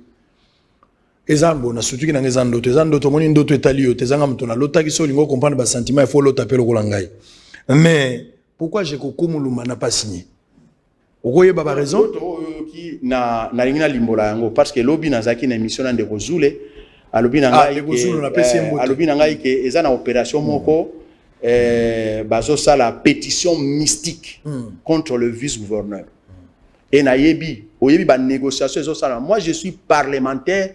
Je suis en même temps gouverneur. Système y a fonctionnement. Oh gentil azanango na yebi. Système y a fonctionnement bureau na yebi yango. Donc les gens doivent faire très attention. Parce que là très attention. Et les députés ils sont conscients que Néron ne gère pas. Mais nanu ba bengate même tu peux toza na dynamique. Toza na dynamique même ngwen joano moni wana. Azana dynamique mais ngana yaka suba réunion na dynamique bandaka la na participer à son des réunions. Parce que nous sommes déjà exécutif, il fallait comprendre ma cambélé pour bien te. Opération mystico, parce que tant une pétition au ekouyi, ba négocier qui. La pétition au soi-disant, député Moko, ba compasser ba tika honorable Godem Poina poste ba tika e calme mais ba compasser bango poste à vice-gouverneur. Donc Néron devient comme une proie pour les gens. Donc va céder poste à vice-gouverneur pour sauver Godem Poina. Alors maintenant méchant na bango parce que même les députés provinciaux étaient pour oh bazana dynamique. Ce qu'on méchant parce que j'ai déjà nazo prévenir yo, je suis politique censé aussi à aux information. Motion oyo, il y a pétition oyo. Oyo ngai naza na fonctionnement assemblée provinciale te bango mo ba constater ba manquement na bango, oyo nga neron na CP nango, mais le ko la député na ngai a signaki bazui force. Balobia tokoluka pétition oyo nani Gilles abengaki ndeko Zulu abengaki pétition mystique contre Néron. Mais or tout en sachant que ba gouverneur et belé yango nazo pointer pour na ba loi électorale, il faut changer. Système on est oyebi ke ngane naza gouverneur boy. Na lors il y a des élections en 2018, na bima ki député national, député provincial, il faut na pour na place na aucun. Mais si ko ne su ba voter nga vice gouverneur, so lelo naza sous gouverneur te, naza sous na droit ko zonga te, on a lingina zonga na nga poste na national. Na perdre tout. Donc na ko sala ba aventure te. Donc tant Kinshasa déjà nazo mona bona mona na perdre parce que même Gentili il n'a jamais été élu à Kinshasa. Il n'a jamais été gouverneur. Non, va voter na Kinshasa na nute, c'est Néron. Na ba voter na, c'est peut-être prochainement. Il te doit du respect. Ngai naza na ba compte à rendre na Kinshasa. Par rapport na même si Kinshasa nyon sauté même na circonscription. Par rapport na tu le ouais, yé ba voter na Maindo même tour à Keno comme la sénateur kuna. Donc Gentili ceux qui raté na a ozonga na ye. Mais nous devons faire très attention parce que nous avions quelqu'un à passer Mbele Awa, mais il est sorti député national, il est sorti en même temps sénateur. Donc nous devons faire très attention. L'électeur, il ne faut pas voter bien. L'électeur, il ne faut pas voter bien. Est-ce que vous pensez... Et par contre, c'est que technique ba gouverneur bazanango. Tango akoti na gouvernement na balem akoti 10 ministres ba député. Si on a 10 ministres, va député, Mbaramoko va suppléer va député wana, va remplacer on appareil. Donc pour les gouverneurs c'est déjà une force. Pour ceux qui vont interpeller au ministre moko, au gouverneur, député wana ateza détournement, assassinat ni, va député wana, va ko céder. Pourquoi va ko céder? Pour ceux qui va céder gouvernement et quoi va ministre wana ba zongi, bango ba ko mba chômeur. La moni mutam. Yango comme on a parmi na ko citer le yo moko un jour moko un jour ya on azo tchaba na Kinshasa en témoin parce que ceux va remplacer ngai pas honorable Jekoko Mulumba donc mais lobby ndeko Zula tangela nga kombo na mais donc ezali na té par mon incompétence donc ezali par rapport à ba calcul donc ezali lokola boma zairwa tikanyoka donc moi Néron je deviens zairwa Boma Zairwa tika nyoka donc tika Godem Poina Boma Néron. Wana ba jeune ya Gentili. Na yebi na ngati mais nazo zela bango. Tala ngana mbiaka. To gérer Kinshasa mais to l'équipe ba nyo sur la maïrete. Tozo gérer Kinshasa ba pesi biso confiance pour baza bazobate. Ngana mbiaka. Assemblée provinciale wana ndenge fonctionner na yebi. Gouvernorat n'a parlé même pas. On a émis quand on a une émission, on a petit mot, n'importe quoi. Je suis une autorité. Et pas n'importe. Pour sauver Kinshasa. Et je préfère ne pas être vice-gouverneur, mais voir Kinshasa bien géré. Et là, on a des jours passés dans l'année Zakari, dans Facebook comme ça, à Côte d'Ivoire, à Zoloba, à Côte d'Ivoire. Pourquoi pas nous? Ok, na Dar Salam ba l'équibiso. Ok, na Bangola ba l'équibiso. Dis, ça c'est quoi ça? Kitaka na aéroport, même un étranger mon bonamoy. Yaka na Air France ou bien na Turkish ou bien peut-être na SN. Koya na Ethiopian parce que Ethiopian boko manamoy. Déjà partir à Kinshasa na banomo na miracle. Dis même babilo ka mikimke to ko sala te kolongola ba camion to sala te so. Mais ngane na force on a te. Na oyebi ça par exemple. Ville à Kinshasa azo gérer ba carrière nyoso mona ya mabanga ba zelo. Ville à Kinshasa mutajera. Donc to na pourcentage dans ma carrière tout ça pourcentage de ma carrière mais la ville est incapable à rejoindre même batou moelon batou moelon ça ba banga o rataka wana ko bois quand même bi place en attendant ba grand travaux ya ngai moko yebinde na za électorat nga des assassinés na za même incapable ya ko bois quand même banga ko banda ba ku tiri fleur ko banda likolo ki sen soti ko matakuna je suis incapable même ceux qui na za expertise moyena lo bezati Gentili azo sala ko na et talingaité yemo ko yebile pourquoi moi je suis pas un affairiste nga na yeko sala affaire na ville te. Yango moni ozo travailler na ngunza associé ngunza soko associé ngunza ti simbate parce que nzamba yebi pona mini nero azaona zoba umi mayele nde bat bako kanisa nzamba yebi très bien nzamba yebi nzamba ko sakate pas azobate très bien nero mungu vice gouverneur auti koloba na motema na mobimba mais pétition na no cité pétition ezo sala ngai pasi na autolanda kutu député moko auto sala démenti na chaîne moko ya munene pa na biso ezo sala nga pasi parce que même ngai moko député na ngai asignaki pétition ba éviter ba relation ni tozana ye batu bazo benga ye pour ba proposer mbongo pour na ba sauver Godem. Mais j'aurais appris ba sauver nengeni nan batu ba yo qui était Godem Poyi président Godem Poyi aza mutu amayele na il faut présenter d'abord ba moyen de défense na ipa ba okanga président Godem Poyi te mais na yo ki la retamboli na yo ki la reta lo chocho na GB soki la retamboli na moni na place so ba kamé pesa mi gérer parce que ngamo na za gouverner ça fait 6 mois on a na salaire te ba administratif ezala ba o ya assemblée provinciale ezala o ya biso bazolela yaka no tele ville bat mususu ba bureau mususu okuta video wana ezate po bat baboyi ko ya musala po baza na moyen te ba futi bangote alors soki lelo tozolo baké et pendant une grande période il y a recouvrement il y a impôt foncier. Le gouverneur est incapable de pouvoir payer les gens. Mais ceux qui ont information, député Mbongo, Mituka, Abimisa, déjà ils sont au nombre de combien? C'est beaucoup d'argent, mon frère ami. Pourquoi il faut tous arrêter à ma bébé? Banda aux la ville. Donc, non. Na yebisio que même mon député, il est mécontent. Na ba système, faut tout le monde clair. Parlement. Mon cher, trop c'est trop. Au côté l'Inde. D'abord, un gars qui est anti-chambre, assez appelé ça consigne que soit commune anti-chambre, vice-gouverneur à côté. Na côté anti-chambre. Et ça, j'ai dit, moi je suis un chrétien, un serviteur de Dieu. Je te dis vrai. Ce qui est soda na tambla na yebi. Combien de fois na ye wana tindi protocole na ngamo na ye. Azolo bananga na vanda donc na vanda na place bato ba yeko traiter ba dos na vanda ensemble na ba ministre ko abando bengaka tel mutu kota ngai neron ngai dikando ngai neron. Bioza collègue na nga gouverneur oyebi ba contribution na ngai na ki gouverneur oyo nazo ya poto sono ozo éviter nga pourquoi ambassadeur qui donc non on nazo lancer appel na ba kinoise na ba kinois pétition oyo ba député ba sali ngai nero naza vice gouverneur yango bo moni pe na zoloba et sepelisi ngai yango député oyo a remplacé nga na assemblée provinciale a signé qui 17e nom c'est lui. Mais bazo continuer à contacter. So bo continuer, il y a même un ministre du gouvernement central. Un ministre. So bo continuer à citer ba comme on a bino pourtant bo solo na batona bo éviter que ba enregistrer bino. Il y a même un ministre du gouvernement central qui appelle les députés provinciaux à présenter bango ba enveloppe. Bon pourquoi bino bozo linga ko sauver mutu liboso nanu ba yoka été. Godem Poyi, c'est un professeur, c'est un pasteur, c'est un président de l'Assemblée. Ba député oyo yazo diriger ba collègue ne balobino toyo kaye parce que tozo mona clarté. Pourquoi oyebi ke banda to koti des ans yangoyo ba proposition ba réforme ezate, ba proposition ba projet ya ba réforme ezate, ba projet ya ba edi pona ba bon fonctionnement ezate parce que biloko musu toyo ko kuta na ville, il faut to réformer ngo net ba impôt foncier mona mutu ana ndako na gisenso, il faut futa 70 000 pendant que ezaki 11 000.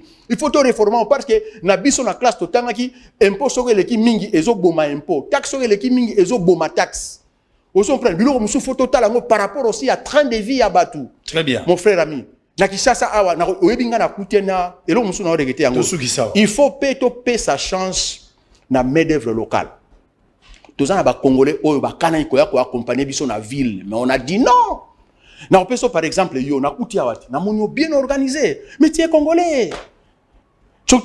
Par exemple, Moninga na Horizon Massamba.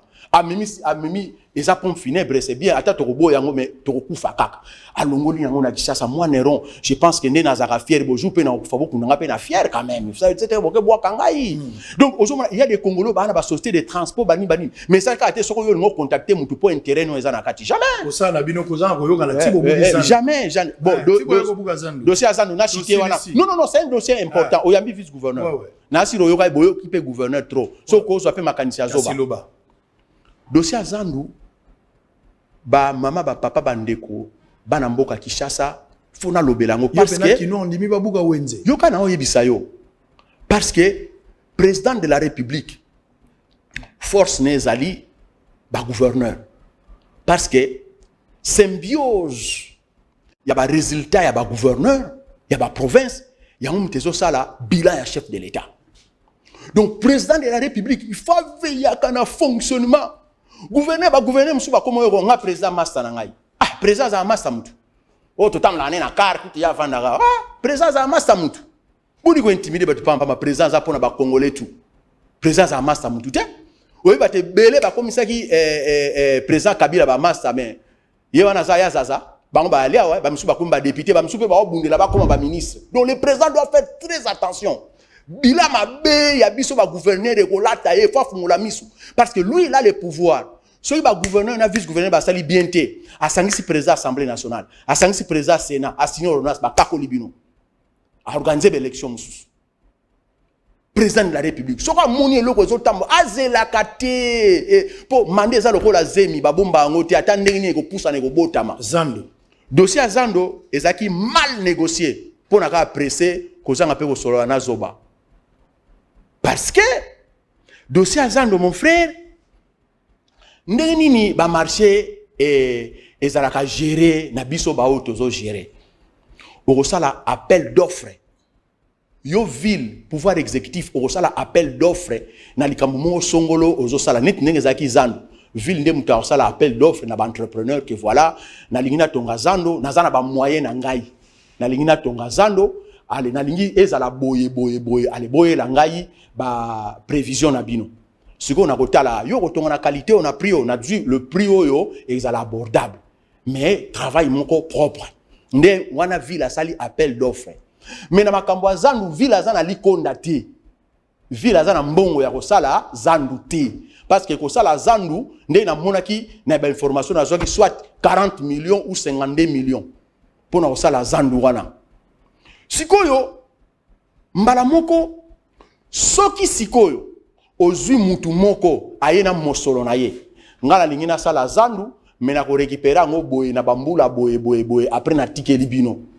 Wana sikoyo, ville a signé contrat na mutu wana, bayer wana. Ville a signé contrat na ye, tant ville a signé contrat na mutu wana. Ville a zui dossier, a kenango na direction générale des contrôles des marchés publics.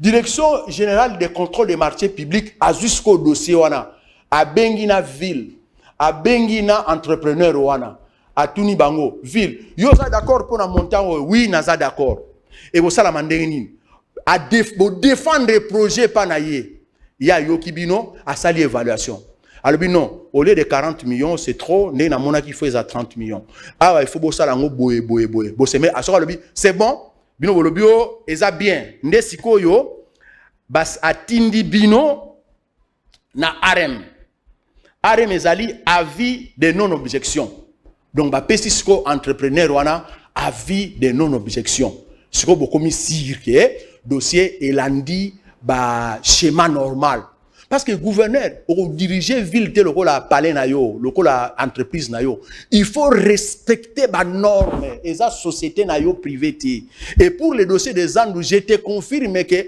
ba norme ezaki respecté que parce que moi na mboka ngobila gouverneur aza même na maquette ya Zandu pendant que contrat est signé mate oza témoin tant chef de l'état ayaki atunaki wapi contrat or tant batuni contrat moi na mtovana kina eboiti ponga naza molandani na ye bachaki bakiti na biso boy mwana mboka Argentine azotinda directeur à cabinet akenezwa contrat non ngai vice gouverneur na bi contrat voilà biloko oyo to ngai to traiter na conseil des ministres contrat il lona ba signé te ya Zandu nanu ba signé contrat te siko crainte na ngezani ah biso toza na style na biso ba kinwa to geraka style na biso oyebi okoza na ba doctorat 24 ba peso ki chaso kokite po quinoa azala ndenge quinoa ko gazé mais ayokio alongwe il fallait négocier avec ces gens-là oyebi Zandu eza eza représenté na ba commune nyonso eza ko moko très stratégique et ko kipe ko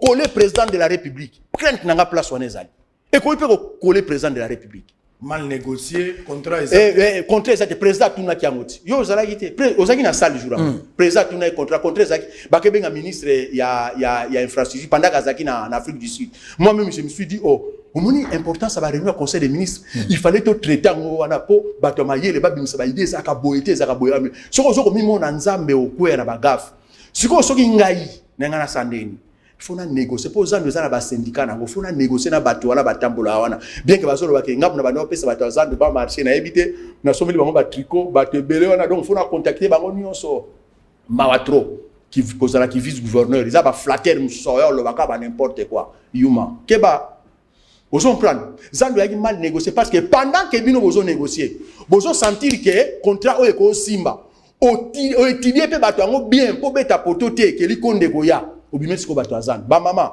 est-ce que projet zando eza kitoko même yango moni président tango commune zando aleli comment se fait-il biso bato oui que biso toujours diriger ville mabé parce que même ngane ro mutalolendo bona somba ndunda batandaka na mabele très bien c'est question seulement ko lobaka ka bocha la il fallait sensibiliser d'abord il fallait qu'on sensibiliser bato wana ba maman ndenge boza a besoin à côté ka bien sûr eza po besoin ko zo maladie po so yo zo te ka loso na se so ko teki loso ko ne somba su ndunda na se eza malade bo ne to lobi na bino boye to pesi bino délai 2 ou 3 mois boteka mais to bongisa zandu mais en attendant parce que balobaka gérer c'est prévoir toza ba autorité urbaine toza na zo et fonctionnel souté jardin botanique et fonctionnel souté to délocaliser ba to commence même par module est-ce que zandu zaki priorité ko bugango mais ce qui priorité na biso la commune la plus peuplée de la ville c'est la commune de Kimbantseke za na Wenzete pourquoi pas ba terrain ko luki la biso makambute net ba Saint-Thérèse to sali stade municipal to salite oyebi wenzo ya liberté et dabiso très bien pourquoi to ko sala Wenzete na zan pourquoi to ko sala Wenzete na cimetière ya Likola ki Senso kuna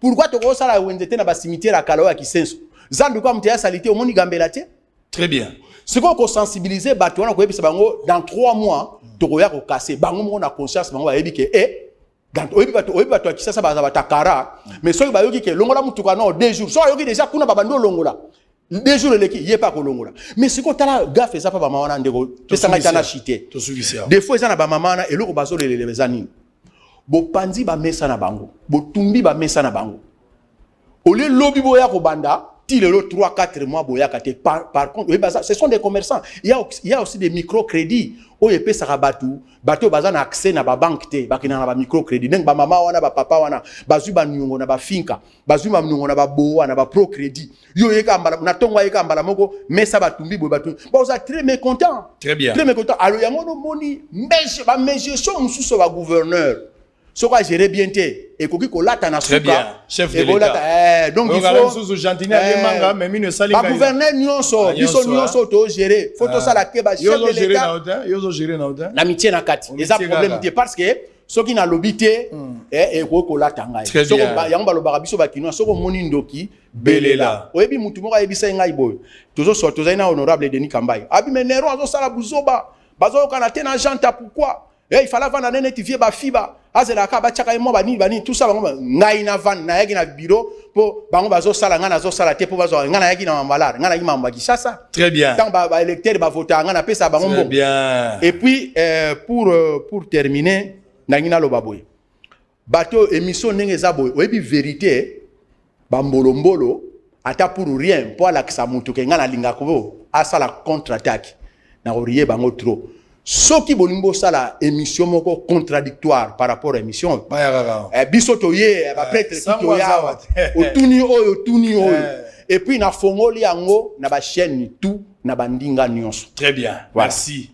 oyebi ke sozo sona na mutu kozala presa ko sisa maloba te ko sone ko umela mais ba député provincial sala musala na bino mutu a intimider bino te très bien tozaki na gouverneur mo awa a gérer na ba député ndé ba géraki a sali kutu na parti politique na ye mais abimisa ka ta député mon côté ba député provincial so na ndaku yé moko aleki sénateur aleki député plus blanc donc toza pona ko dorloté ba tuté voilà blanc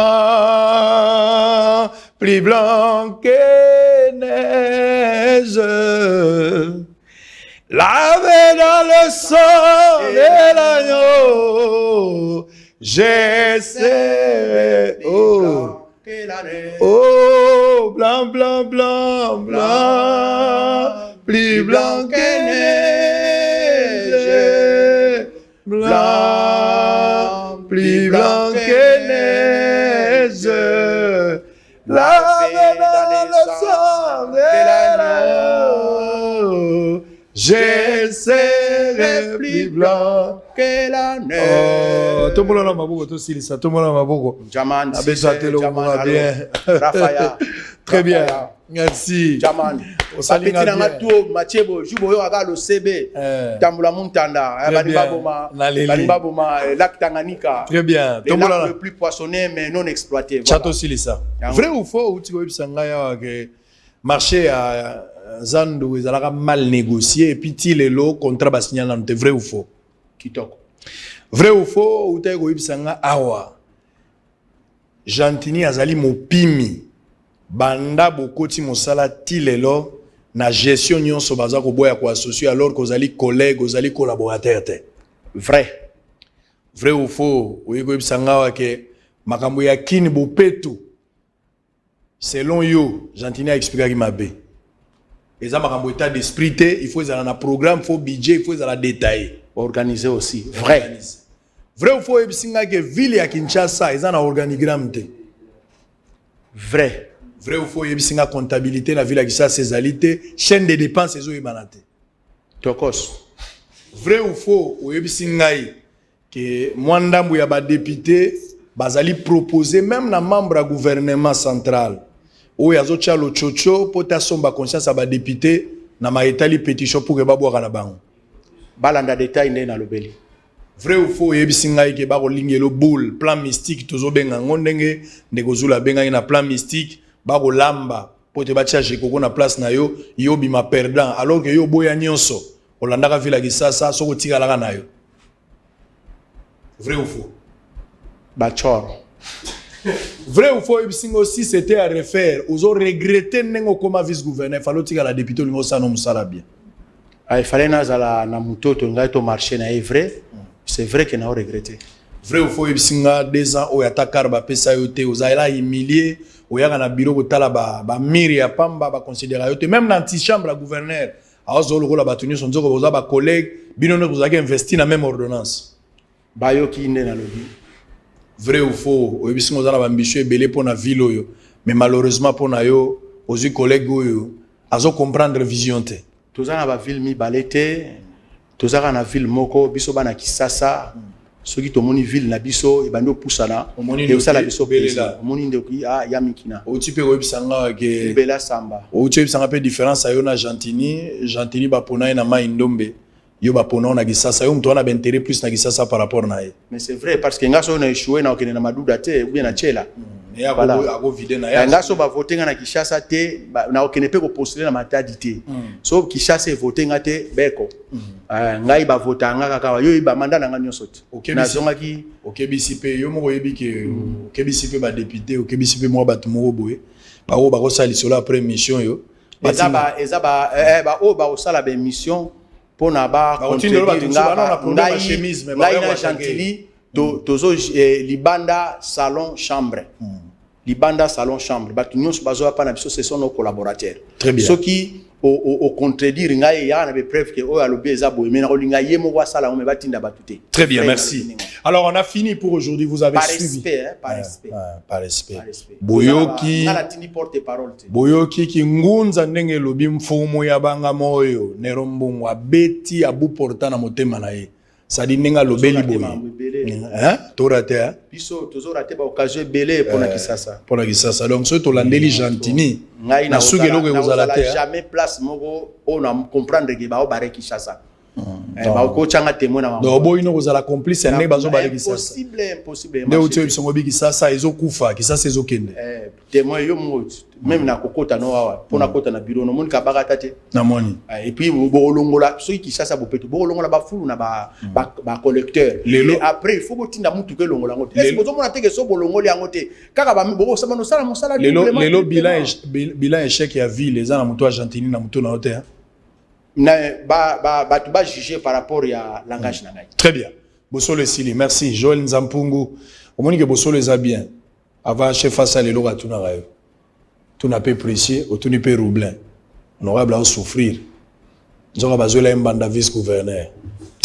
Natiki. Visiteurs et visiteuses, vous tous, hôtes des tout rangs, vous qui venez en Mbuji-Mayi et visitez la terre promise, voici un bon cadre pour votre repos, réflexion et quiétude. L'hôtel Gloria. L'hôtel Gloria, le meilleur de son genre et l'unique en sa qualité. Voici ce qu'organise pour vous l'hôtel Gloria. Hébergement avec 3 types de chambres, à savoir chambre simple, monobloc, appartement. En plus du logement, vous avez droit au transport des clients assuré depuis l'aéroport jusqu'à l'hôtel, le déjeuner, la connexion internet gratuite et fluide, une baignade à la piscine assainie. L'hôtel Gloria organise un service de restauration de qualité très rapide et méticuleux sur plusieurs points de vente que voici. À la terrasse VIP, au salon VIP et au restaurant avec des cordons bleus ou cuisiniers experts en cuisine de toutes les nationalités sur terre. L'hôtel Gloria organise également pour vous un service de blanchisserie avec son pressing ultra moderne qui répond aux exigences de nos aimables clients. L'hôtel Gloria organise pour vous un service de location des véhicules à un prix défiant toute concurrence. Une salle de spectacle pour toutes vos réunions et fêtes de mariage. Passer un séjour à l'hôtel Gloria, c'est se donner la chance de vivre très longtemps sur Terre car les meilleures conditions de vie contribuent à la longue durée de vie sur Terre. L'hôtel Gloria est situé au numéro 71, quartier Kachala-Bonzola, dans la commune minière de la Kanchi. L'hôtel Gloria vous offre une occasion de vous amuser et vous détendre dans une boîte de nuit incomparable pour ceux qui veulent danser et se défouler. L'hôtel Gloria, c'est le meilleur de sa série. L'hôtel Gloria, c'est l'avant-goût du paradis. Bouyei malamu na Sarah, application ya Afriland First Bank et sali na téléphone. Salela misolo na yo na tango nyonso lingi. Na Sarah Banking, ezande bank na chombo na yo. Tinda mbongo na yo na bokengeli nyonso ata ofandi na ndako. Consultez solde na yo, landela ba crédit na yo, sala ba virement bancaire, senga cheke na yo, tope tuna motuna pona kokoso ya lolenge nyonso. Elongo na Sarah Money, biso nyonso tokoti masolo ya bank na chombo na pete nyonso. Afriland First Bank a komiseli biso libenga na ye na téléphone. Ata oza na compte bancaire te, salela mbongo na yo na téléphone na yo na kimia nyonso. Na lisungi ya Sarah Money, okoki kotinda pe kozwa misolo, kosomba crédit na yo ya communication, kofuta mbongo ya biloko sombi, tembe sili. Kende na lombango ko télécharger application na yo Sarah ya Bank Afriland na Google Play to App Store. Pe kimambango na agence Afriland o ezwami pene sika ofandi po ba activele yo Sarah. Sarah, Bank Nabiso et Longo Nabiso Bipai Binso. Afriland First Bank, The Pack. Vous avez des difficultés à trouver un véhicule qui convient à votre budget? B4World, avec un stock de plus de 80 000 véhicules en ligne, vous offre un large choix au prix le moins cher du marché. B4World assure une livraison rapide et sécurisée à nos clients de la RD Congo. Il vous suffit de commander et nous chargeons du reste. Alors passez votre commande dès maintenant sur www.b4world.jp et recevez votre véhicule à la frontière la plus proche de votre région. B4World, keep moving forward, keep smiling.